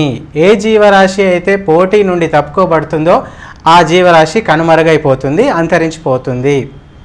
పోటీలో నెగ్గినటువంటి బలమైన జీవరాశి మాత్రమే కొనసాగుతుంది. దీన్ని న్యాచురల్ సెలెక్షన్ అంటారు. అంటే ప్రతి జీవి తన మనుగడ కొరకు అనునిత్యం పోరాడుతూనే ఉంటుంది. బలమైన జీవరాశి తన మనుగడను కొనసాగిస్తుంది, బలహీనమైన జీవరాశి తొలగిపోతుంది అని డార్విన్ అనే శాస్త్రవేత్త చెప్తూ ఉంటాడు. ఇది డార్విన్ యొక్క ప్రధానమైనటువంటి సిద్ధాంతం, డార్వినిజం. అదేవిధంగా పరిణామము, ఎవల్యూషన్, జీవరాశిలో మార్పులు ఎలా జరిగాయి అని తెలిపేటువంటి ప్రక్రియనే పరిణామము, ఎవల్యూషన్. పరిణామం అనేది ఏ ఒక్క రోజులో జరిగినది కాదు కాబట్టి కొన్ని వందల వేల సంవత్సరాల తర్వాత జీవులలో అనేక మార్పులు వచ్చాయి. మరి ఆ మార్పులు జరిగినాయి అని తెలిపేటువంటి రుజువులు ఏమిటి? పరిణామం జరిగింది అని తెలియజేయడానికి రుజువులు ఏంటిదంటే ఇక్కడ మనకు 4 ఉన్నాయి. ఒకటి నిర్మాణ స్వామ్య అవయవాలు, క్రియాస్వామ్య అవయవాలు, అదేవిధంగా పిండోత్పత్తి శాస్త్ర రుజువులు, శిలాజాలు. నిర్మాణ స్వామ్య అవయవాలు అంటే మానవుడి యొక్క చేతులు, చిరుతపులి యొక్క పూర్వాంగాలు, తిమింగలం యొక్క వాజాలు, చిరుతపులి యొక్క ముందరి కాళ్ళు, ఇవన్నీ కూడా నిర్మాణంలో ఒకే రకమైనటువంటి నిర్మాణాన్ని కలిగి ఉన్నాయి. అంటే నిర్మాణంలో ఒకే రకంగా ఉన్నటువంటి అవయవాలను నిర్మాణ సామ్య అవయవాలు అంటారు. ఇవన్నీ కూడా ఒకే రకమైన పూర్వీకుల నుండి ఏర్పడ్డాయి కాబట్టి వీటిని అపిసారి పరిణామము అని పిలుస్తూ ఉంటారు. ఇది ఒక పరిణామ సిద్ధాంతం. నెక్స్ట్ క్రియా సామ్య అవయవాలు అంటే పనిలో ఒకే విధంగా ఉన్నటువంటి అవయవాలు. ఫర్ ఎగ్జాంపుల్ గబ్బిలము యొక్క రెక్కలున్నాయి, పక్షుల యొక్క రెక్కలున్నాయి. గబ్బిలములో రెక్కలు ఎగరడానికి ఉపయోగపడతాయి, పక్షి రెక్కలు ఎగరడానికి ఉపయోగపడతాయి. సో వీటి మధ్య ఉన్నటువంటి పోలిక ఏంటిదంటే క్రియ. ఈ క్రియలో ఒకే రకమైన జీవరాశులన్నీ ఒకే పూర్వీకుల నుండి వచ్చాయని చెప్పే సిద్ధాంతమే క్రియాసామ్య అవయవాలు చెప్పేది. అయితే ఈ పక్షుల యొక్క నిర్మాణం వేరుగా ఉంటుంది, అదేవిధంగా గబ్బిల రెక్క యొక్క నిర్మాణము వేరుగా ఉంటుంది. చర్మ పంకం అని పిలుస్తారు, దీన్ని పెటాజియా అంటారు. ఇది చర్మం నుంచి వదులుగా ఏర్పడేటువంటి నిర్మాణము. సో నెక్స్ట్ ఇది శిలాజాలు, ఫాజిల్స్ అంటే గతించిపోయిన కాలంలో ఉన్నటువంటి జీవరాశుల యొక్క అవశేష నిర్మాణాలు. అంటే వాటి పాదముద్రలు, వాటి గోర్లు, వాటి కేశాలు, వాటి యొక్క గిట్టలు, వాటి యొక్క ఏవేని దంతాలు, ఇటువంటి నిర్మాణాలు ప్రకృతి సిద్ధంగా భద్రపడి శిలాజాల తవ్వకాలలో కనబడుతూ ఉంటాయి. అటువంటి నిర్మాణాలను మనం శిలాజాలు అంటాం. మన ఆదిలాబాద్లో కూడా ఒక డైనోసార్ శిలాజం అనేది మనకి లభించింది. ఇది ఉదాహరణలో అడగవచ్చు, ఏంటిది? ఆదిలాబాద్లో లభించినటువంటి శిలాజం పేరేమిటి? కీటోసారస్ అనేటువంటి డైనోసార్ శిలాజము ఆదిలాబాద్లో లభించింది, వేమనపల్లి దగ్గర. అది ఇప్పుడు హైదరాబాద్లోని బిర్లా మ్యూజియంలో భద్రపరచబడి ఉన్నది. అంటే శిలాజాలు ఏం చెప్తాయంటే ఒకప్పుడు ఇటువంటి జీవరాశి ఈ భూమిపైన జీవించి ఉండే అని చెప్పడానికి నిదర్శనాలుగా ఉపయోగపడుతూ ఉంటుంది. కాలక్రమేణంగా కొన్ని జీవులు అభివృద్ధి చెందుతూ వచ్చాయి, కొన్ని అంతరించిపోతూ వచ్చాయి. లక్షణాలు ఎప్పుడు అంతరిస్తాయి, ఎప్పుడు తగ్గిపోతాయి అంటే ఏ జీవిలోనైతే కొన్ని అవయవాల యొక్క ఉపయోగాలు తగ్గుతూ పోయినప్పుడు ఆ జీవి యొక్క అవయవాలు నశిస్తూ పోతాయి, క్రియారహితంగా మారుతూ ఉంటాయి. ఆ నిర్మాణాలనే అవశేష అవయవాలు అని పిలుస్తారు. మానవుడిలో దాదాపుగా 180 నిర్మాణాలు అవశేషంగా ఉన్నాయి. కాబట్టి దీన్ని ఏమని పిలుస్తారంటే మానవుడు నడిచే అవశేష అవయవాల మ్యూజియం అని పిలుస్తారు. ఫర్ ఎగ్జాంపుల్ మనకు చెవి తమ్మేలు, పురుషులలో ఉన్నటువంటి క్షీరగంధులు, ఇవి అవశేషాలు. మన జీర్ణ వ్యవస్థలో అనుబంధంగా అంటుకొని ఉన్నటువంటి ఉండుకము, అపెండెక్స్, వీటి యొక్క విధి ఏమీ లేదు కానీ మన శరీరంలో ఉన్నాయి. ఇటువంటి నిర్మాణాలని అవశేష అవయవాలని పిలుస్తూ ఉంటారు. సో ఈ అనువంశికత అనే పాఠ్యాంశంలో మనకి అడగబడేటువంటి ముఖ్యమైనటువంటి థీమ్స్ ఇవి. వీటిలో మనకి 6 నుండి 8 మార్కులు వచ్చే అవకాశం ఉంటుంది.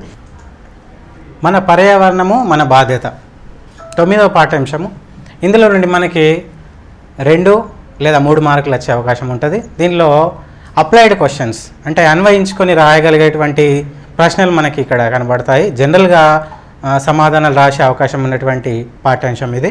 ఇక్కడ డైరెక్ట్గా వచ్చే క్వశ్చన్స్ ఏంటిదంటే పర్యావరణం అనగానేమి, పర్యావరణం అంటే జీవరాశులు వాటి చుట్టూ ఉన్నటువంటి కారకాలను కలిపి వాటి మధ్య ఉండేటువంటి సంబంధాన్ని పర్యావరణము అని పిలుస్తూ ఉంటాము. ఏదైనా ఒక జీవి తన చుట్టూ ఉన్నటువంటి నిర్జీవ కారకాలను మధ్య ఉన్నటువంటి సంబంధాన్ని పర్యావరణం అని పిలుస్తూ ఉంటాము. ఇక్కడ పర్యావరణంలో కొన్ని జీవకారకాలు ఉంటాయి, కొన్ని నిర్జీవ కారకాలు ఉంటాయి.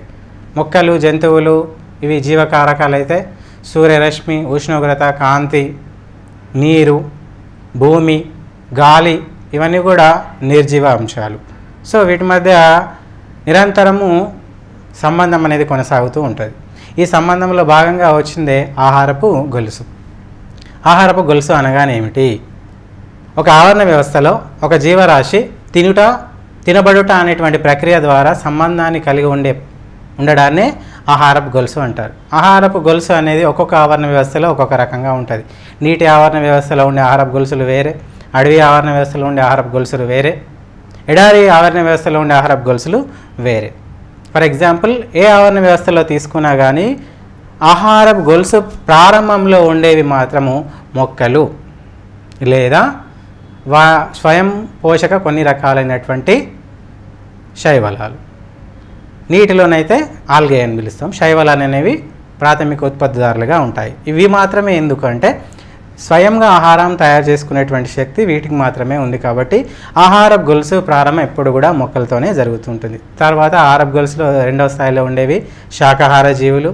శాకాహార జీవులని ఆహారంగా తీసుకునేటువంటి ప్రాథమిక మాంసాహారులు, తర్వాత ఉన్నత శ్రేణి మాంసాహార జీవులు. ఇవి ఒకదానిపైన ఒకటి ఆధారపడుతూ ఒక గొలుసు వంటి నిర్మాణాన్ని ఏర్పరుస్తాయి కాబట్టి దాన్ని ఆహారపు గొలుసు అంటారు. ఇక్కడ మీకు సొంతంగా ఆహారపు గొలుసు నిర్మాణాన్ని రాయండి అన్నప్పుడు గడ్డి, మిడత, కప్ప, పాము, గ్రద్ద ఇటువంటి ఆహారపు గొలుసుని మీరు తయారు చేయవచ్చు.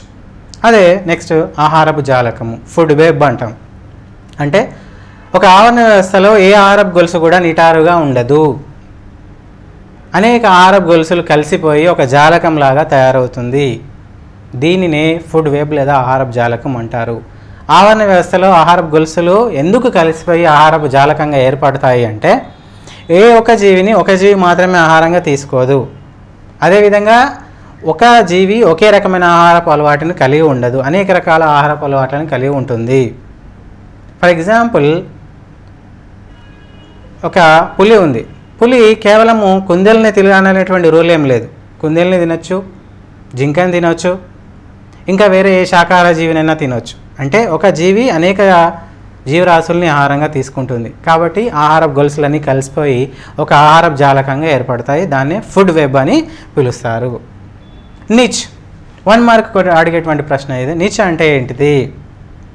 ఒక ఆహారపు జాలకంలో ఉన్న జీవరాశి యొక్క స్థానాన్ని నిచ్ అంటారు. ఈ నిచ్ అనేది ఆ జీవరాశి యొక్క ఆహారపు అలవాట్లను, దాని యొక్క స్థాయిని అనేది తెలియజేస్తూ ఉంటుంది. ఇది ఆవరణ వ్యవస్థలో ఉండేటువంటి స్థిరమైనటువంటి స్థానము, మార్పు ఉండదు. నెక్స్ట్ జీవావరణ పిరమిడ్లు. చార్లెస్ ఎల్టన్ అనే శాస్త్రవేత్త జీవావరణంలో ఉన్నటువంటి అన్ని జీవరాశుల మధ్య ఒక రకమైనటువంటి సంబంధాలను పిరమిడ్ రూపంలో సూచించాడు. ఈ పిరమిడ్లని మనము జీవావరణ పిరమిడ్లు అని పిలుస్తారు. జీవావరణ పిరమిడ్లు 3 రకాలుగా ఉంటాయి. ఒకటి సంఖ్యా పిరమిడ్, రెండవది ద్రవ్యరాశి పిరమిడ్, మూడవది శక్తి పిరమిడ్. మనకి ప్రశ్నలు 4 మార్కులలో ఒకవేళ 4 మార్కులలో జీవావరణ పిరమిడ్ల గురించి వివరించండి అంటే ఈ 3 పిరమిడ్ల గురించి రాసి వాటి యొక్క వివరణ రాయాల్సి ఉంటుంది. మొదలుగా సంఖ్యా పిరమిడ్. ఒక ఆవరణ వ్యవస్థలోని జీవరాశుల యొక్క సంఖ్యను ఆధారంగా చేసుకొని నిర్మించే పిరమిడ్నే సంఖ్యా పిరమిడ్ అంటారు. సంఖ్యా పిరమిడ్లో మనం ఈ ఆధారంలో ఉత్పత్తిదారులను సూచిస్తాము. తర్వాత దానిపైన ఉండేటువంటి ప్రాథమిక వినియోగదారులు, దానిపైన ద్వితీయ వినియోగదారుల్ని ఈ విధంగా మాంసాహారాన్ని సూచిస్తూ ఉంటాం. ఒకవేళ పిరమిడ్ నిటారుగా ఉన్నదంటే దాన్ని నిటారు పిరమిడ్ అంటాము. ఒకవేళ పిరమిడ్ తిరగబడి ఉంటే దాన్ని తిరగబడ్డ పిరమిడ్ అని పిలుస్తూ ఉంటాం. సాధారణంగా సంఖ్య పిరమిడ్ మరియు శక్తి పిరమిడ్లు ఎప్పుడూ నిటారుగానే ఉంటాయి. ఎందుకు అంటే శక్తి పిరమిడ్ అనేది ఒక ఆవరణ వ్యవస్థలో ఒక స్థాయి నుండి మరొక స్థాయికి శక్తి ప్రవాహం జరుగుతున్న కొలది కొంత శక్తి వినియోగించబడుతుంది, మరి కొంత శక్తి అనేది వృధా చేయబడుతుంది. కాబట్టి మొక్కలు సూర్యకాంతి నుండి ఆహారాన్ని తయారు చేసుకోగా వచ్చినటువంటి శక్తిలో కొంత శక్తిని మొక్కలు ఉపయోగించుకుంటాయి, తర్వాత శాకాహారులు వాటిని ఆహారంగా తీసుకుంటాయి. సో ఇక్కడ శక్తి వినియోగం కొంత జరిగింది సూర్యుని నుండి వచ్చినాక. తర్వాత మొక్కల నుండి గ్రహించినటువంటి శాకాహారులు ఆ శక్తిలో కొంత శక్తిని తాము వినియోగించుకొని ఆ వలయంలో కొంత శక్తి అనేది నష్టం జరుగుతుంది, తర్వాత శక్తి అనేది అందించబడుతుంది. ఈ విధంగా శక్తిని మనము ఒక పిరమిడ్ రూపంలో సూచించినట్లయితే శక్తి ఎప్పుడు కూడా తగ్గుతూ పోయి ఒక నిటారు పిరమిడ్ని ఏర్పరుస్తుంది. కాబట్టి దీని శక్తి పిరమిడ్ కూడా నిటారుగానే ఉంటుంది. జీవ ద్రవ్యరాశి పిరమిడ్, బయోమాస్ పిరమిడ్. ఒక ఆవరణ వ్యవస్థలో, జల ఆవరణ వ్యవస్థలో లేదా కొలను ఆవరణ వ్యవస్థలో మనము తిరగబడ్డ బయోమాస్ జీవ ద్రవ్యరాశి పిరమిడ్ని చూడవచ్చు. ఎందుకంటే ఉత్పత్తిదారుల యొక్క ద్రవ్యరాశి అంటే ఆల్గేస్, శైవలాల యొక్క ద్రవ్యరాశి తక్కువగా ఉంటుంది. వాటిని తినే చేపల బరువుని చూసినట్లయితే ఈ చిన్న చేపల యొక్క బరువు పెద్ద చేపల బరువు కన్నా తక్కువగా ఉంటుంది. సో వీటి యొక్క నిర్మాణం చూసినట్లయితే తిరగబడ్డ పిరమిడ్ అనేది ఏర్పడుతూ ఉంటుంది. మనకు ప్రశ్న అడిగే అవకాశం ఏముంటుందంటే జల ఆవరణ వ్యవస్థలో బయోమాస్ పిరమిడ్ లేదా జీవ ద్రవ్యరాశి పిరమిడ్ తిరగబడి ఎందుకు ఉంటుంది అని అడగవచ్చు.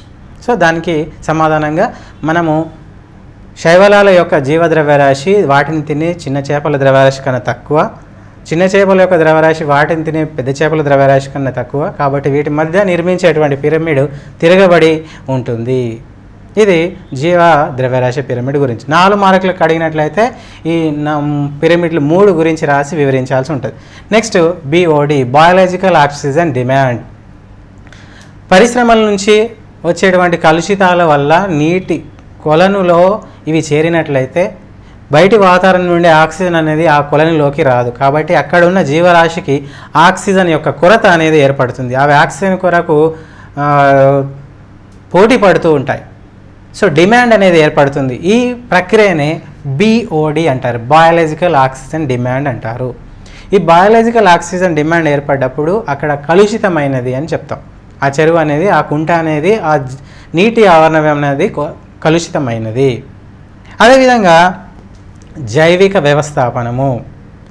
జైవిక వ్యవస్థాపనము అంటే ఆవరణ వ్యవస్థలో ఉన్నటువంటి ఏదైనా ఒక రసాయన పదార్థము ఆహారపు గొలుసులోకి ప్రవేశించడాన్ని జైవిక వ్యవస్థాపనము అంటారు. ఫర్ ఎగ్జాంపుల్ క్రిమి సంహారకాలు గడ్డి ద్వారా పశువులోకి వెళితే ఆ పశువుల యొక్క పాలల్లో ఈ క్రిమి సంహారకాలు అనేవి చేరితే దీన్ని జైవిక వ్యవస్థాపనం అంటారు.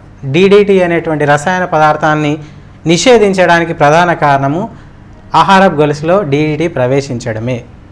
నెక్స్ట్ జైవిక వృద్ధీకరణము, బయోమాగ్నిఫికేషన్. ఆహారపు గొలుసులో ఒక జీవరాశి నుండి మరొక జీవరాశికి వెళ్ళే క్రమంలో రసాయన పదార్థం యొక్క పరిమాణం పెరుగుతూ వెళితే ఆ ప్రక్రియను జైవిక వృద్ధీకరణం అని పిలుస్తూ ఉంటారు. ఈ జైవిక వృద్ధీకరణం వల్ల అక్కడ ఉన్నటువంటి జీవరాశి ఒక హానికరమైన స్థితిలోకి వెళుతూ ఉంటుంది. అంటే ఆ జీవరాశికి తెలియకుండానే విష రసాయన పదార్థాలు వాటి శరీరంలో చేరుతూ ఉంటాయి. ఇక ఆవరణ వ్యవస్థలో జీవుల మధ్య సమతుల్యాన్ని రక్షించడానికి నినాదాలు రాయండి అనేటువంటి అంశాలు మనకి వస్తూ ఉంటాయి. ఇవి మనకి ఈ పాఠ్యాంశం నుండి 2 నుండి 4 మార్కులు ఎక్స్పెక్ట్ చేయవచ్చు. అదేవిధంగా 10వ పాఠ్యాంశము సహజ వనరులు, న్యాచురల్ రిసోర్సెస్. 10వ పాఠ్యాంశం అనేటువంటి సహజ వనరుల నుండి మనకు వచ్చేటువంటి ప్రశ్నలు ఎలా ఉంటాయి? 10వ పాఠ్యాంశము సహజ వనరులు. ఇది జనరల్గా అడిగేటువంటి ప్రశ్నలు ఉంటాయి. దీంట్లో మనకి 2 నుండి 4 మార్కులు వచ్చే అవకాశం ఉంటుంది. 2 మార్కుల ప్రశ్న 1 మార్కు ప్రశ్న, మరి అదేవిధంగా పార్ట్ బిలో కూడా అడిగే అవకాశం ఉంటుంది. సాధారణంగా సహజ వనరుల యొక్క రకాలు అంటే పునరుద్ధరింపబడే సహజ వనరులు, అదేవిధంగా పునరుద్ధరింపబడని సహజ వనరులు. క్లాసిఫికేషన్ రాయమంటే పునరుద్ధరింపబడే సహజ వనరులు అనగానేమి రాసి వాటికి ఉదాహరణలు రాయాలి, పునరుద్ధరింపబడని సహజ వనరులు రాసి వాటి యొక్క ఉదాహరణ వాళ్ళు. అంటే ఉపయోగిస్తున్న కొలది, వాడుతున్న కొలది ప్రకృతిలో వాటి యొక్క నిలువలు తగ్గిపోయేటువంటి వనరులనే పునరుద్ధరింపబడని సహజ వనరులు అంటారు. కాలక్రమంగా ఇవి తగ్గుతూ ఒకానొక సమయంలో ఇవి ప్రకృతి నుంచి అంతరించిపోతాయి. ఉదాహరణకి శిలాజ ఇంధనాలు, బొగ్గు, పెట్రోలు, డీజిల్, కిరోసిన్, గ్యాస్ ఇవన్నీ కూడా మనకి భూమి యొక్క లోపలి పొరలో లభించేటువంటి శిలాజ ఇంధనాలు. ఈ శిలాజ ఇంధనాలు మనం ఉపయోగిస్తున్న కొలది అవి తగ్గుతూ పోతాయి, మళ్ళీ ఏర్పడవు. ఒకానొక సమయంలో వాటి నిల్వలు అంతరించిపోతాయి. కాబట్టి వీటిని పునరుద్ధరింపబడలేని సహజ వనరులని పిలుస్తారు. మరి పునరుద్ధరింపబడని సహజ వనరుల సంరక్షణ ఎలా చేయాలి? ఒకటి, వృధా చేయకూడదు, వేస్టేజ్ అనేది జరగకూడదు, అనవసరంగా వాడకూడదు. అంటే అవసరం ఉన్న అవసరం లేకున్నా ఈ వనరుల యొక్క వినియోగం చేయకూడదు, దుర్వినియోగం అనేది జరగకూడదు. సో మనం ఉన్న వనరులను క్రియేట్ చేయలేము కాబట్టి ఉన్న వాటిని చాలా జాగ్రత్తగా ఉపయోగించుకోవాల్సి ఉంటుంది. నెక్స్ట్, పునరుద్ధరింపబడేటువంటి సహజ వనరులు, ఫర్ ఎగ్జాంపుల్ గాలి, నీరు, నేల, వృక్ష సంపద, జంతు సంపద, వీటికి సహజ సిద్ధంగా మనము వాడుతున్నా కానీ మళ్ళీ వచ్చేటువంటి అవకాశం, మళ్ళీ ఏర్పడేటువంటి అవకాశం ఉంటుంది. కాబట్టి వీటిని పునరుద్ధరింపబడే సహజ వనరులు అంటాం. కానీ ఒకానొక సమయంలో పునరుద్ధరింపబడే సహజ వనరులు కూడా విచక్షణ రహితంగా ఉపయోగిస్తే అవి పునరుద్ధరింపబడని సహజ వనరులుగా మారచ్చు. ఫర్ ఎగ్జాంపుల్, ఒక అడవిలో ఉన్నటువంటి 100 చెట్లను ఒకే సంవత్సరంలో నరికివేసినట్లయితే అక్కడ పునరుద్ధరింపబడే సంపదగా ఉన్న చెట్లు పునరుద్ధరింపబడని వనరులుగా మారే ప్రమాదం అనేది ఉంటుంది. అంటే మానవుడు సహజ వనరుల వాడకంలో విచక్షణ అనేది పాటించాలి. సో వనరుల యొక్క రకాలు, ఉదాహరణలు, వాటిని సంరక్షించే విధానాలు, ఈ మూడిటి గురించి అవగాహన కలిగి ఉంటే మనము ఒక ఆన్సర్ అనేది చేయగలుగుతాం. నెక్స్ట్, ఇక్కడ ఉన్నటువంటి ఒక అబ్రివేషన్ అనేది ఉంది. ఇక్రిసాట్ అనగానేమి, లేదా ఇక్రిసాట్ని విస్తరించి రాయండి. International crop research institute for semi arid traffic, మన హైదరాబాద్లోని రాజేంద్ర నగర్లో ఉంది. ఇది మన తక్కువ నీటిని ఉపయోగించుకొని పండేటువంటి పంటలపైన రీసెర్చ్ చేస్తూ ఉంటారు వీరు. ఇది మన యొక్క వనరులను ఎలా తగ్గించి మన పంటలను ఎలా పెంచుకోవాలి అనేటువంటి ఉద్దేశంతో ఈ సంస్థ అనేది ప్రయోగాలు చేస్తూ ఉంటుంది. ఇక నెక్స్ట్, జీవ వైవిధ్యము, బయోడైవర్సిటీ. ఉన్నటువంటి ప్రకృతిలో అన్ని జీవులకు సమానమైనటువంటి స్థానం ఉన్నది, సమానమైనటువంటి అవకాశం ఉన్నది. కాబట్టి ఏ జీవి కూడా ఈ ప్రకృతి నుంచి అంతరించిపోకుండా అన్ని జీవులను సంరక్షించే బాధ్యత మానవుడిపైన ఉన్నది. ఇక్కడ మనకు అడిగే ప్రశ్నలు ఏమడుగుతారంటే, నినాదాలను రాయండి. జీవ వైవిధ్యాన్ని సంరక్షించడానికి తెలిపే 2 నినాదాలను రాయండి. లేదా జీవ వైవిధ్య సంరక్షణ అందరి బాధ్యత, మీరు ఎలా సమర్థిస్తారు? జీవ వైవిధ్యాన్ని సంరక్షించాల్సిన బాధ్యత ఎందుకు? ఇటువంటి ప్రశ్నలు మనకు వస్తాయి. నెక్స్ట్, జనరల్గా అడేటువంటి ప్రశ్నలు, అడవుల సంరక్షణ, అడవులను ఎలా సంరక్షించాలి, ఎందుకు సంరక్షించాలి, అడవుల వల్ల ఉపయోగం ఏముంది, ఇవన్నీ మనకు వచ్చేటువంటి ప్రశ్నలు. అదేవిధంగా వనరుల సంరక్షణలో 4 R's యొక్క అబ్రివేషన్స్, అంటే ఏ వనరునైనా ఎలా సంరక్షించుకోవాలి: reduce, reuse, recycle, recover. Reduce తగ్గించుకోవాలి, వనరుల యొక్క ఉపయోగాన్ని తగ్గించుకోవాలి. రీయూజ్, ఒక వనరుని మళ్ళీ మళ్ళీ ఉపయోగించే విధంగా చేసుకోవాలి. రీసైకిల్, ఒక వనరుని తిరిగి వేరొక వనరుగా తయారు చేసుకోవడము, వేరొక రూపంలోకి మార్చుకోవడం రీసైకిల్. రికవర్, మళ్ళీ వాటిని పొందగలగడం. ఫర్ ఎగ్జాంపుల్, ఒక రొడ్డు విస్తరణంలో చెట్లు పోతున్నప్పుడు ఆ చెట్లను నరికివేయకుండా వాటిని మళ్ళీ తీసి కొత్త ప్రదేశంలో నాటడము, మళ్ళీ పొందడము, రీకవర్ చేసుకోవడము. ఈ 4 అంశాలను మనము పాటిస్తే సహజ వనరులను సంరక్షించుకోవచ్చు. సో ఇవి జనరల్గా కనబడేటువంటి టాపిక్స్. ఇంకా దీంట్లో ఇంకా ఆమ్ల వర్షాలు కారణం ఏమిటి, ఆమ్ల వర్షాలు ఎలా ఏర్పడతాయి, అదేవిధంగా సాంప్రదాయేతర ఇంధన వనరులు అనగానేమి, సాంప్రదాయేతర ఇంధన వనరుల యొక్క ఆవశ్యకత ఏంటిది, ఇటువంటి ప్రశ్నలు అనేవి వస్తూ ఉంటాయి. సో పిల్లలు, మీరు 10వ తరగతి ఎగ్జామ్స్కి దగ్గరలో ఉన్నారు కాబట్టి మన పాఠ్యపుస్తకంలో ఉన్నటువంటి ఫ్లో చార్ట్లు, పై డయాగ్రామ్లు, టేబుల్స్, అదేవిధంగా పటాలు, వీటిని చాలా జాగ్రత్తగా అబ్జర్వ్ చేయండి. అందులో ఉన్నటువంటి కీ పాయింట్ని, థీమ్స్ని యూజ్ చేసుకోండి. పరీక్షలలో వచ్చేటువంటి ప్రయోగాలను చాలా జాగ్రత్తగా చదవండి. మొత్తంగా ఈ 10 పాఠ్యాంశాలలో ఇప్పుడు ఏ విధంగా ప్రశ్నల అవకాశం ఉండేనో ఇప్పటివరకు మీరు నేర్చుకుంటారు. సో వీటిని బాగా చదివి మంచి పరీక్షలు రాసి మంచి ఉత్తీర్ణత సాధించాలని కోరుకుంటున్నాను. Thank you.